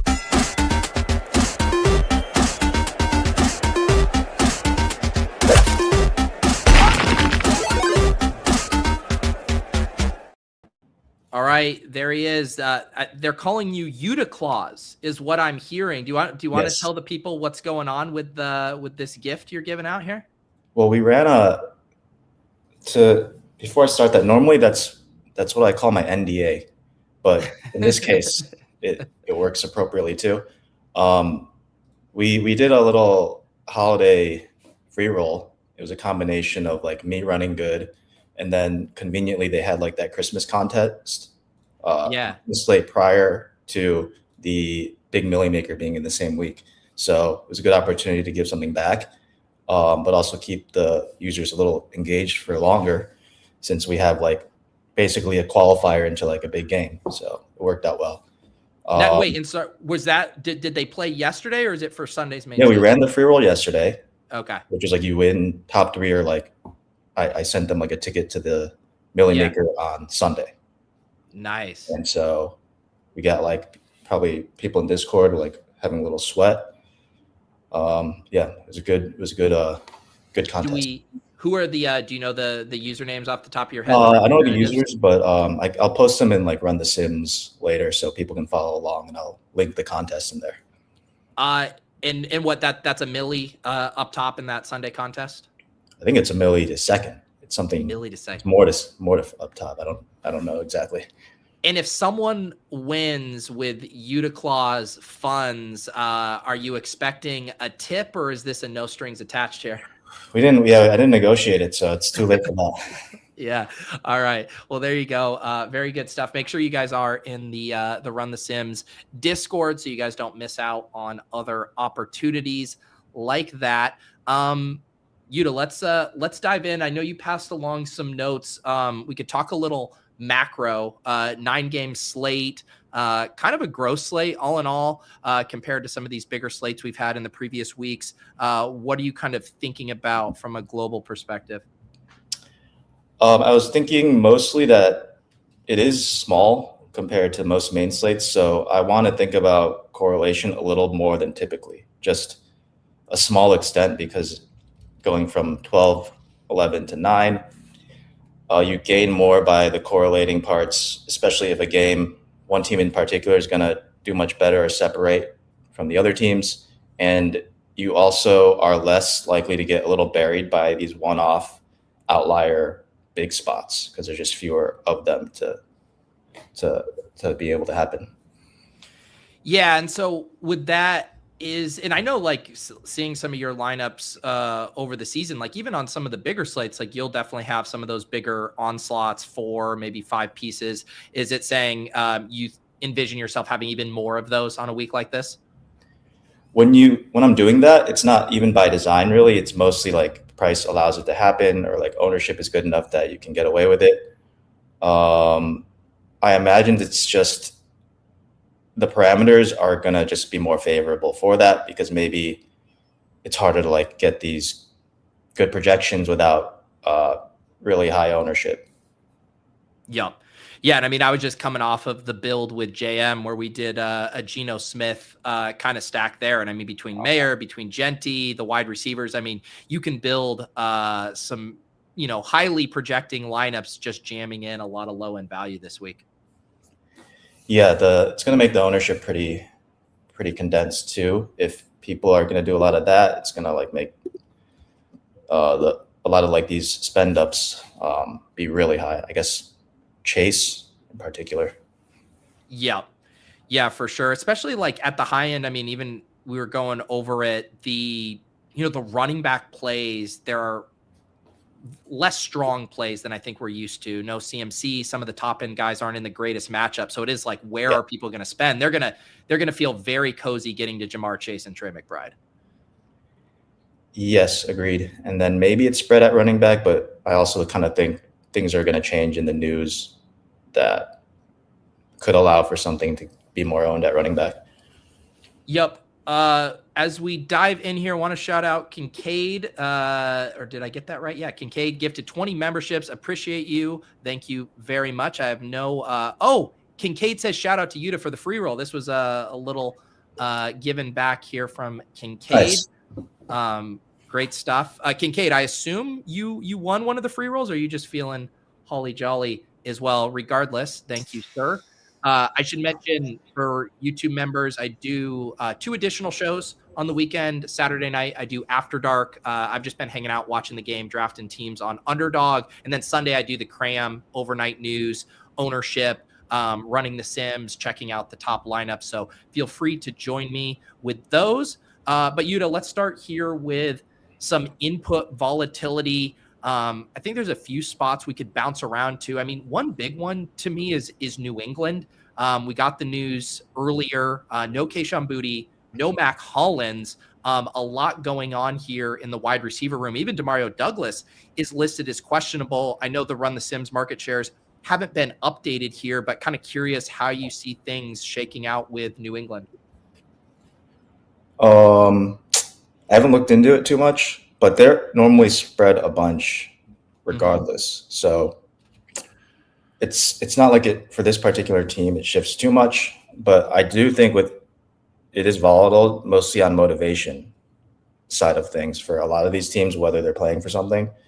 You can argue New England isn't really playing for something because they continue to have good, easy matchups. So they can run out, starters for a half if they so choose, even in this week, and they'd probably be able to get away with the win. So I don't think much changes, but there are probably teams where it does have a wide range of like even things like snap counts and playing young guys, even starting week 17.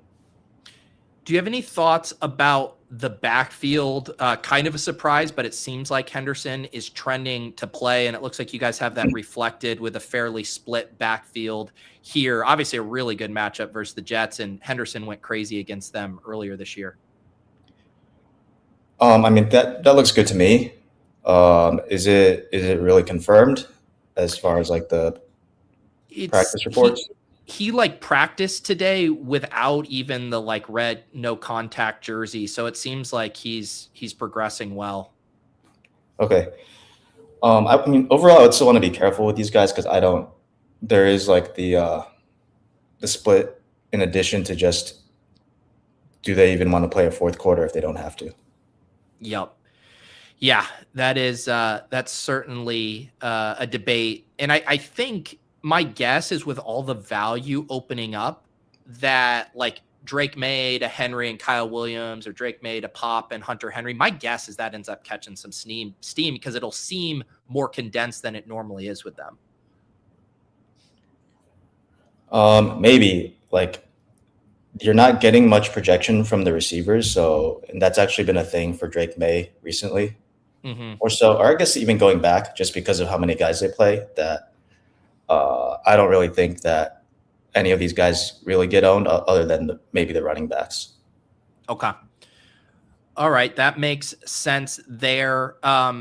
Another kind of input volatility spot I'm curious to ask you about, just because their game last week was so bad and kind of trying to untangle motivations tanking. What are your thoughts on the Giants in this spot versus the Raiders?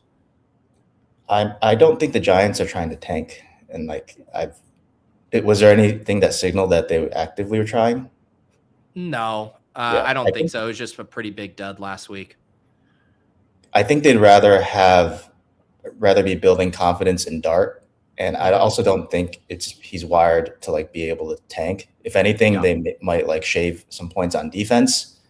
But like I don't think Giants. I think Giants are playing, whereas Raiders might be trying to tank.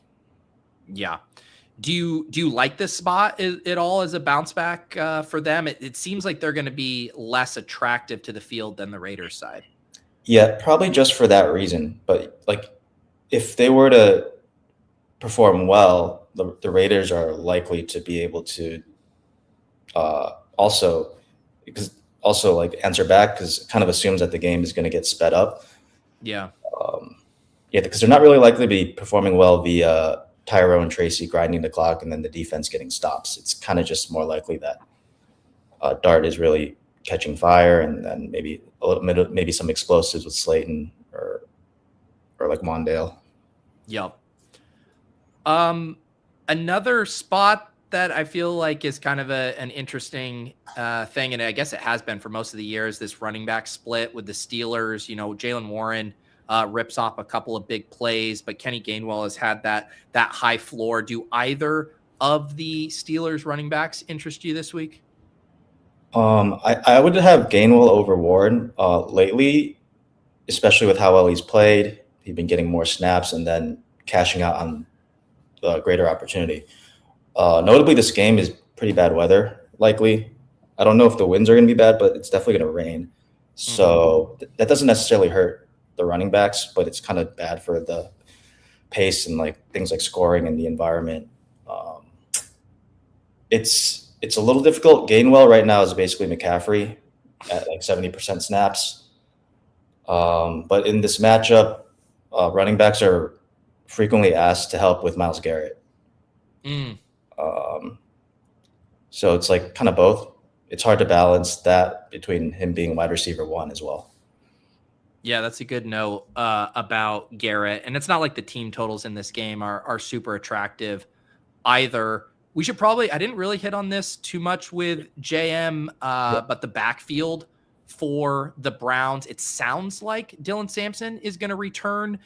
Is there any interest with these guys here, or is this a stay away? It should be Sampson, and might be more. Well, we even have Sampson projected above the Steelers guys. Should be Sampson, and probably more attractive than of a spot than the Steelers side, and also it's a decent pairing with the defense. And I think if Cleveland's probably trying to win this game because they can play some spoiler. I could see them really going for it. And yeah, the most likely avenue is through Sampson. Yeah. There was a little bit of news. Fannin, I guess, strained his groin. We got note that he's playing during this time. Yes. So that was just a fake out there. I could see Sampson actually get to be chalk. Really? Okay. Yeah, I mean, there's definitely all of us best ball bros loved Dylan Sampson. There's definitely some carryover from some rookie love. And do you Is that stuff you're looking for? I mean, we're just talking about it with Jack Besh, with JM, finally seeing what you have in some of these rookies, week 17, week 18. Yeah, but given like where the stuff is condensing, like we know Jeanty is going to be mega chalk, but there has to be another one that's secondary. Like I feel like it could be him. If it's not, it's like ETN. Yeah. So it kind of depends where other things shake out. Are there any other spots with regards to motivation, either team level, contract level, or anything that's on your radar? I haven't looked through all of it, but the biggest one is with Tampa, and it kind of relates to like the other plays I like. Yeah, let's do it. Yeah, let's dive in. We can bounce around.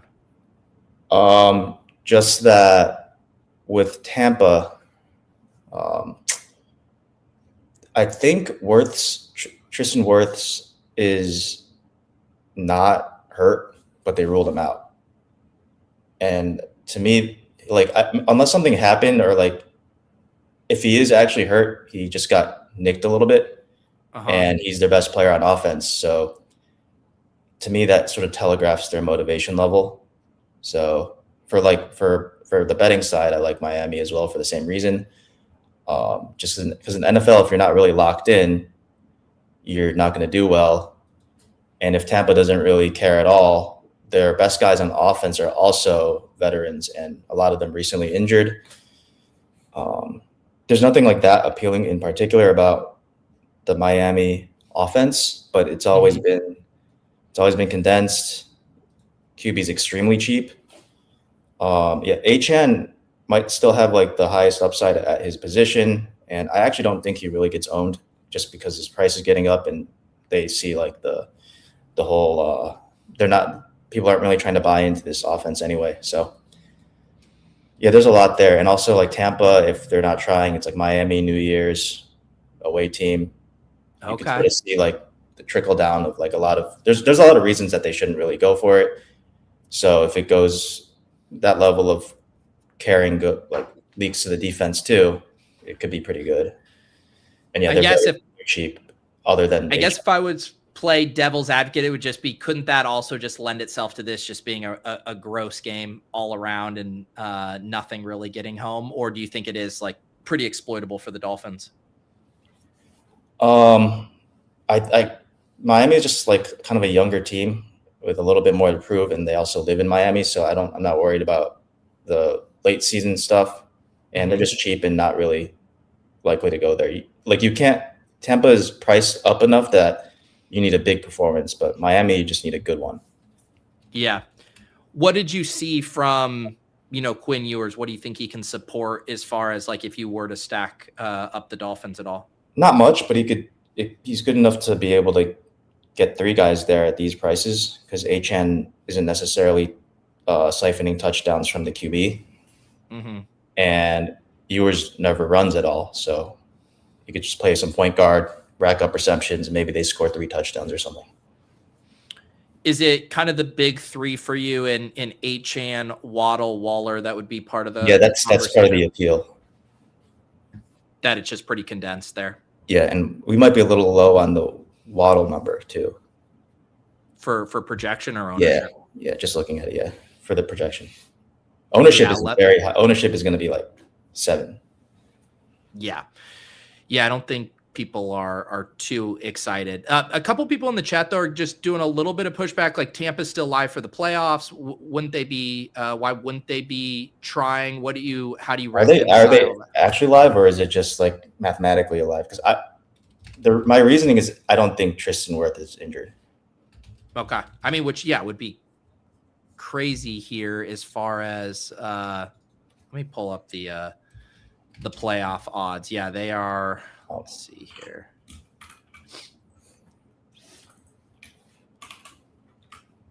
Right now, they have a 55% chance. Right now, if they win, it's up to a 64% chance. So they're definitely in the mix. Okay, we can disregard all that. Okay. I mean, the worst thing though, I assume that still gives you pause about the Tampa Bay offense, though. Yes, but not like certainly not from the motivation in the defense side. So at that point, it's just the ownership play. But I mean, I really didn't see anything from him, and he played every snap, so I don't know what happened. Yeah, I mean, I just did a quick search. It looks like it says toe injury there. But yeah, well, there you have it. Okay, so is all of that? Is there anything to still like for you on the Dolphins, or are you throwing that all out? Oh, for sure. It's just the targets condensed and them not being owned at all. Yeah. Okay. Let's see here. Let's talk a little bit. Do you have any other games that are your favorite games outside of this the Dolphins one there? I like Buffalo, but it's very hard for fantasy to like get in, even with the Eagles plays. So it's pretty difficult. But well, I'm glad you mentioned that one, because it's like the total's low. You have some of the heavy hitters here, but it seems like this game is going to go completely unowned in DFS. Yeah, but you have to actually, I guess, get a little bit of correlation out of it, and it's very hard to get there with the pricing. Eagles are priced up. Like the running backs are reasonable enough, but you can't stack quarterbacks easily. Mm-hmm. But the guys, the quarterbacks are obviously explosive, and they had that thriller in like similar time of year in 2023, where they don't really want, neither of these teams really want to play fast, but I think they could be coaxed into it. And this is the type of team against these defenses that can do it for both sides. So it's a little bit of a play on that. But I've been playing Allen without stack for a few weeks now. I don't know if it's right. But you're kind of just finding any way to separate. Right. When it's only 9 games. So if you did naked Allen, would it kind of just be like, would you go 2 Eagles on the other side, or just like a single and just hope that you get the alpha games from 2 players in the game? Not even, because the Eagles are hard as well. If they were priced well, I would consider. Yeah. But like only looking at it, it's only Goddard that's priced okay. Then Saquon not necessarily good for an Allen game. Yeah. So so you're saying you'd be willing to kind of sacrifice some of the correlation elements just to get a few rosters with the Allen nuke upside on it? Yeah, because you can get there on like correlating a lot, but you can also just get there on the 1% QB. That's the only one getting 35 or something. Yeah. Yeah, and I mean, I did just see it's, Kincaid and Dawson Knox are both questionable, but I mean, I'm with you. There's just like not a single pass catcher on this team that has demonstrated any kind of ceiling. Yeah. But he's playing really well. So yeah, in real life. For sure. Let's see here. Do you have any other like contrarian stack angles that you're into? Is Shuck still available? Like, is Shuck still? Are people gonna play him? They played him last week just because he was very cheap. Yeah, I mean ownership. I'm Lawrence, Burrow, May, Brissett at the top. Yeah, I think Shuck's gonna not be crazy owned. Yeah. He's quite stackable. I'll keep going with that. Yep. What was your thoughts on the Taysom Hill usage last week? That I guess we could have seen it coming, but I didn't really think about it. Yeah. Yeah. Because it was a lot of stuff, but it's obvious that, or I mean, it wasn't obvious at the time, but like Audric Estime wasn't on the team prior, up until like a month ago before that game, and he isn't really a pass catcher, or he isn't really like handling carries anyway, and they named him the starter. So by default, that kind of makes Taysom really the 1B.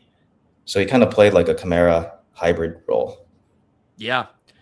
Yeah, and it's like no Kamara again this week. I think Foster Moreau will probably miss again. Have to be running back 2, wide receiver 3, basically. Yeah. Would you like with the Shuck stuff, would you include Taysom in those stacks, or would you play Taysom as a one-off? I don't think so. I don't think I would play Taysom with Shuck, because he can poach at the goal line and he can trick play, throw for one. Mm-hmm.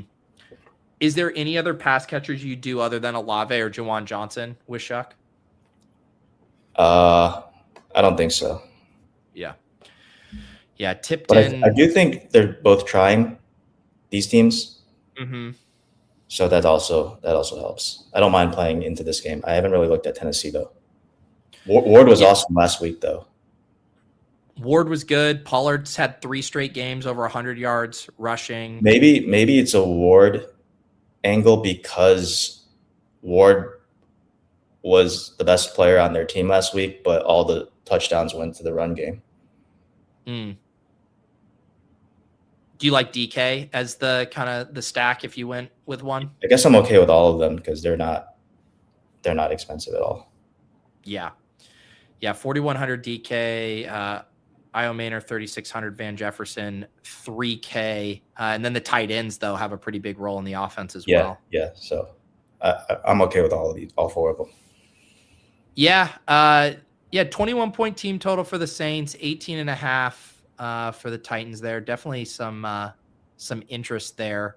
What are your thoughts on some of the chalk spots? You mentioned Chase. I think Chase McBride both going to be very popular and people playing that game in a variety of ways. Yeah, Chase is by default going to be high. I guess McBride. I do think the Colts Jags are going to be much more popular because it comes with a lot more options, and Lawrence is priced more reasonably. Yeah, on those the Jacksonville, do you have any favorites with the wide receivers? You know, Parker Washington coming off the big game. Naturally, it would still be like Jacoby, just because he's alpha, and since he got there, Brenton Strange. I don't think people really play Brian Thomas too much, so I have some interest in him if I'm taking Lawrence. But Lawrence might be 20% or something. Yeah, he's going to be very owned. Yeah. And they're obviously pass blocking, run blocking very well. And both of these teams, a lot of offense have been throwing against both of these teams. And it's also coming off Colts basically playing like Colts was basically playing like Flacco Bengals against the Niners. The run game wasn't really working. They were just having him drop back and like going deep a lot. I don't know if that keeps up because it didn't really work. But Rivers is probably sneaky if they do keep it up. So is that how you would kind of flip the script on the Lawrence chalk? Would you play like ETN and then a Rivers stack? Maybe. I'm not sure ETN. Historically, ETN and Lawrence hasn't been great for Lawrence, but this year, they have been going well together. But that's also mostly because the Jags have just scored much more than they ever have in the past. And like the last month, Lawrence has become Josh Allen. I think the Colts side is more appealing just because of how low Rivers will be, and the pass rate that if they were to sustain is very high. You could play basically. I would play it 2 ways, in that you have Taylor slowing the game down because I think they'd rather be able to run. It's just not as likely that they can run against Jags. Yeah. And that also you get a little boost of like slowing the whole game down if Taylor hits.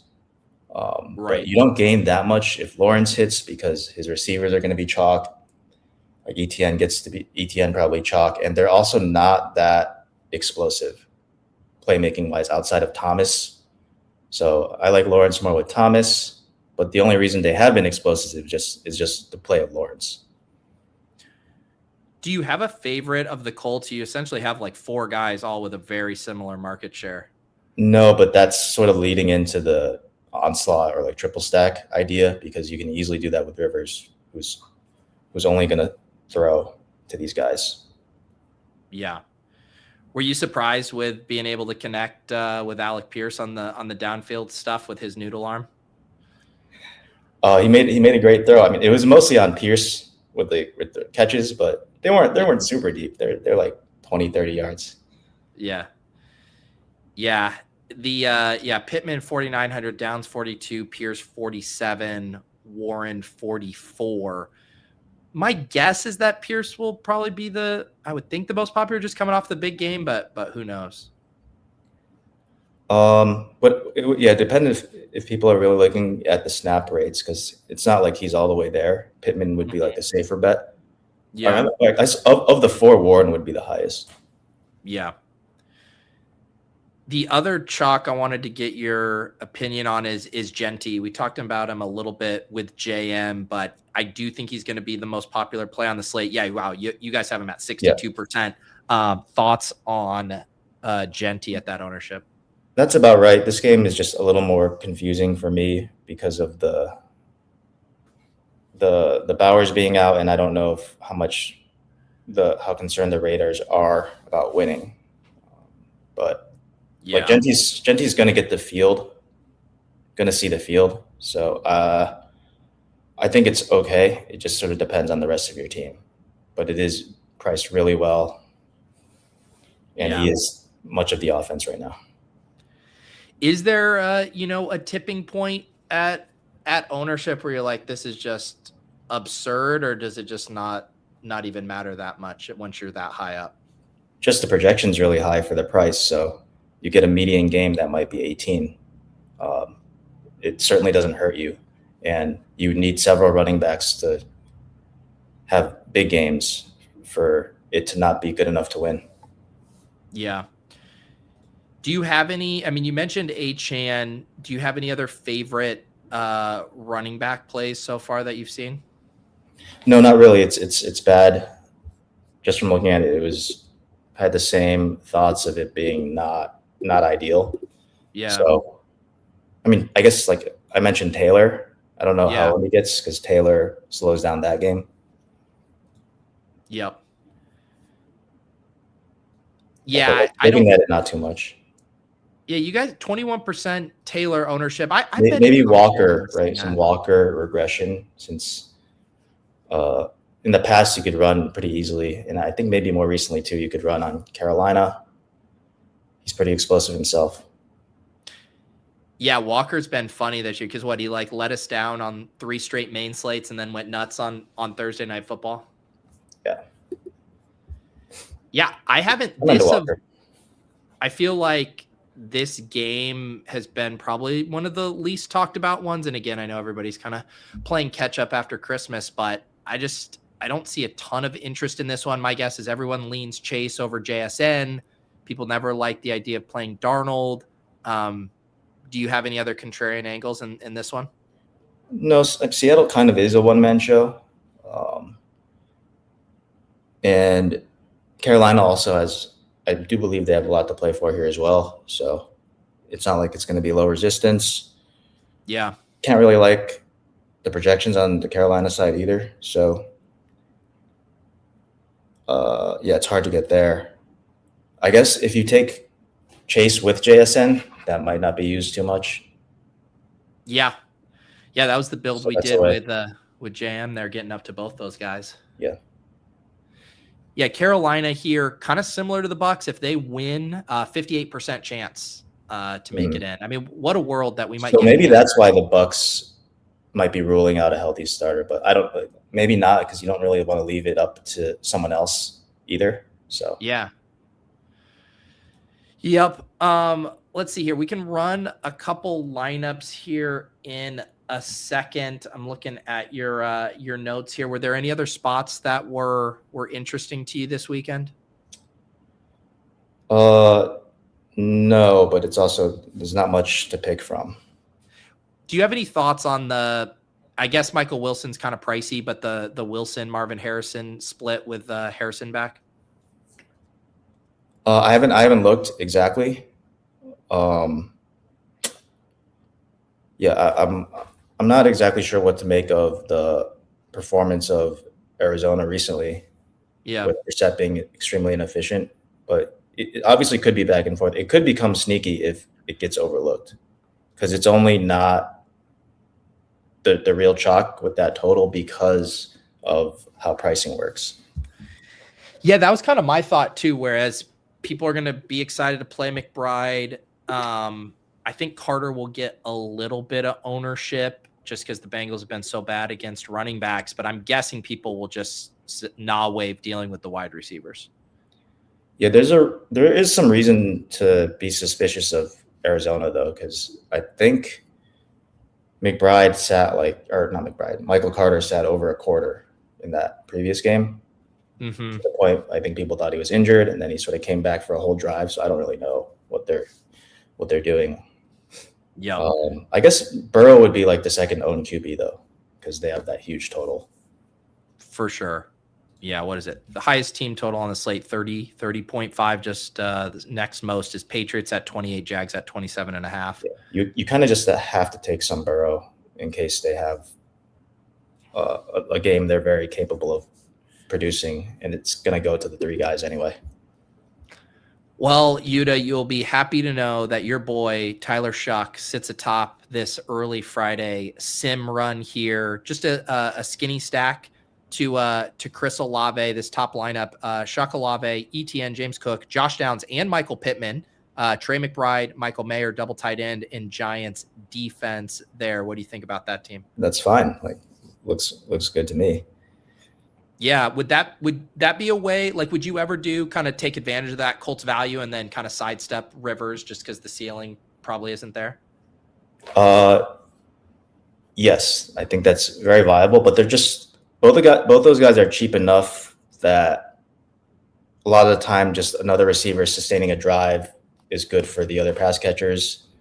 Obviously, Rivers not going to have a huge ceiling, and you also get some Giants against Jeanty chalk. I didn't really look at Giants, but that could be interesting.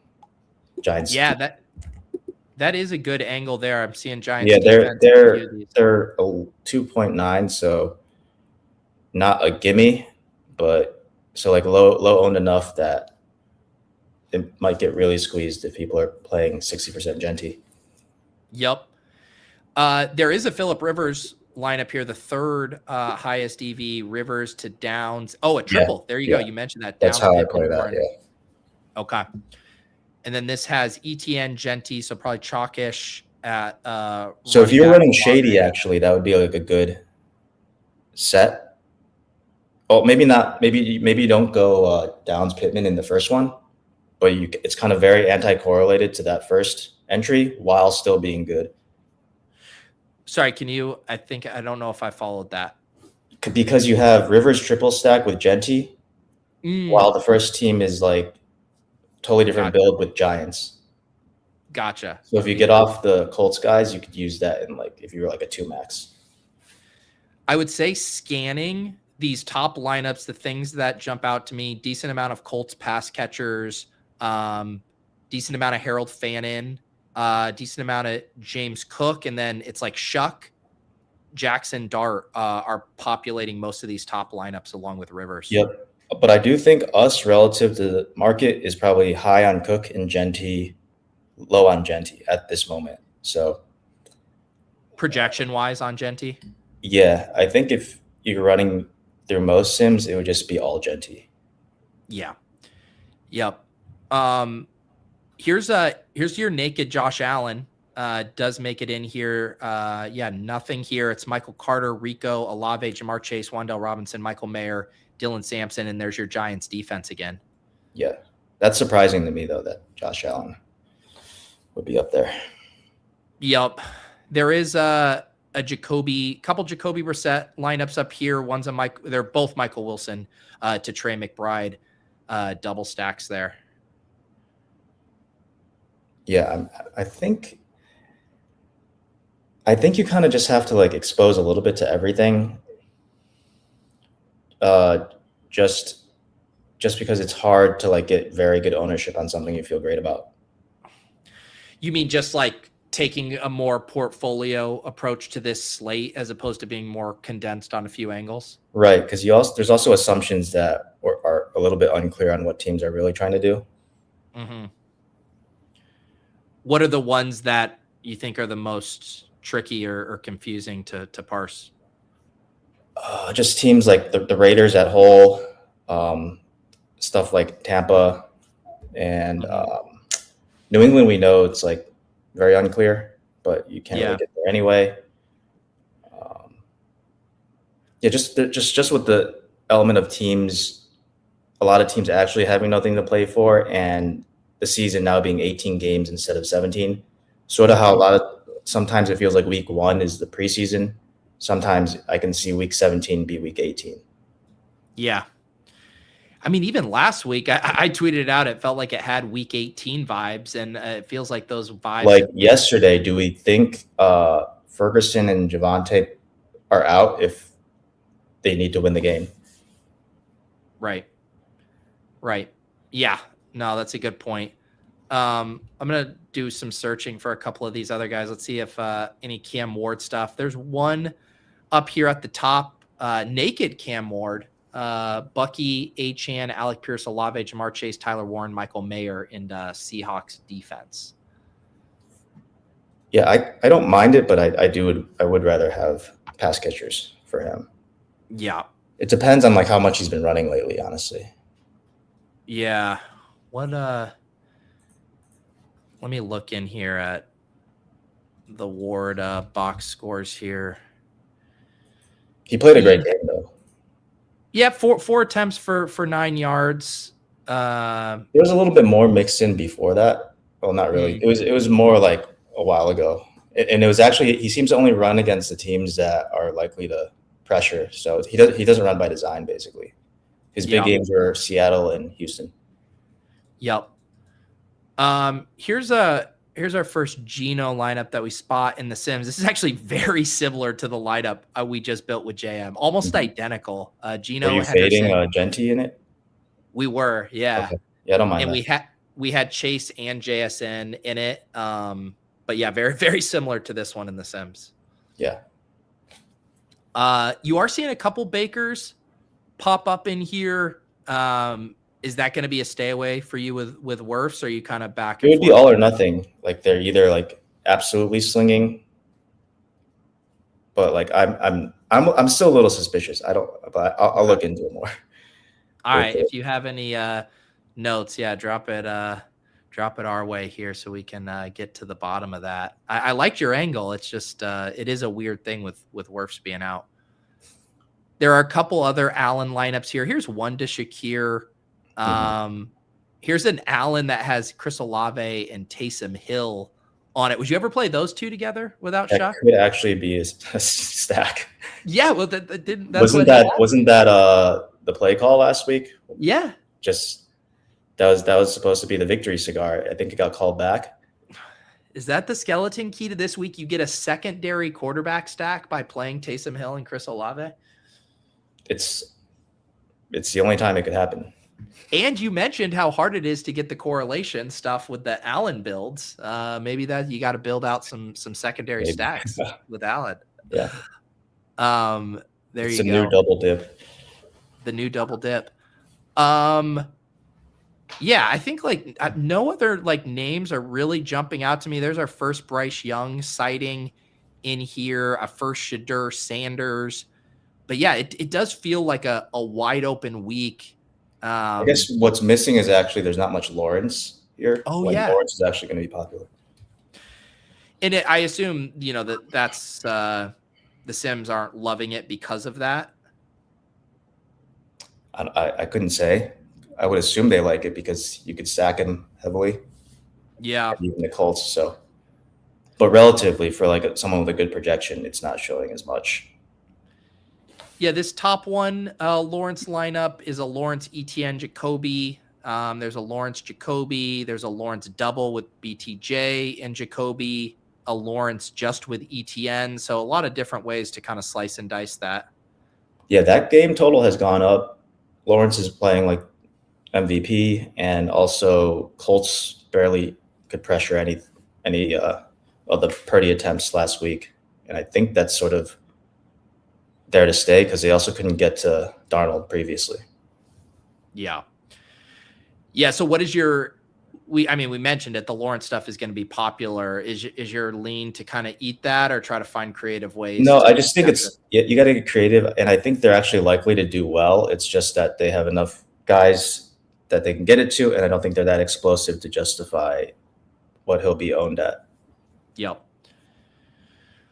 All right, man. A good rundown as always. Like I mentioned, no Bully the Sims next week or Block Party. I'm going to do the cash game show with Derek Carty. But yeah, Yuda and I and the Run the Sims crew will touch base for a wild card weekend and divisional round show. But any other notes from you, Mr. Claus?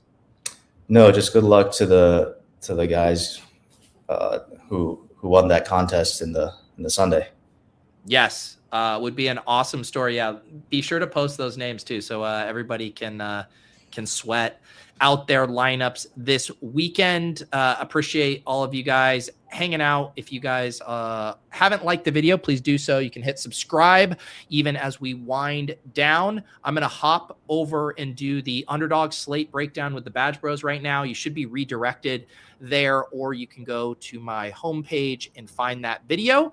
Otherwise, I will catch you guys next week where I morph away from a GPP bro into a cash game grinder with the send me the invite. I will. Yeah, it's time for us to battle it out in the head-to-head streets. All right, guys, we'll catch you later here on the Block Party and Bully the Sims. Peace.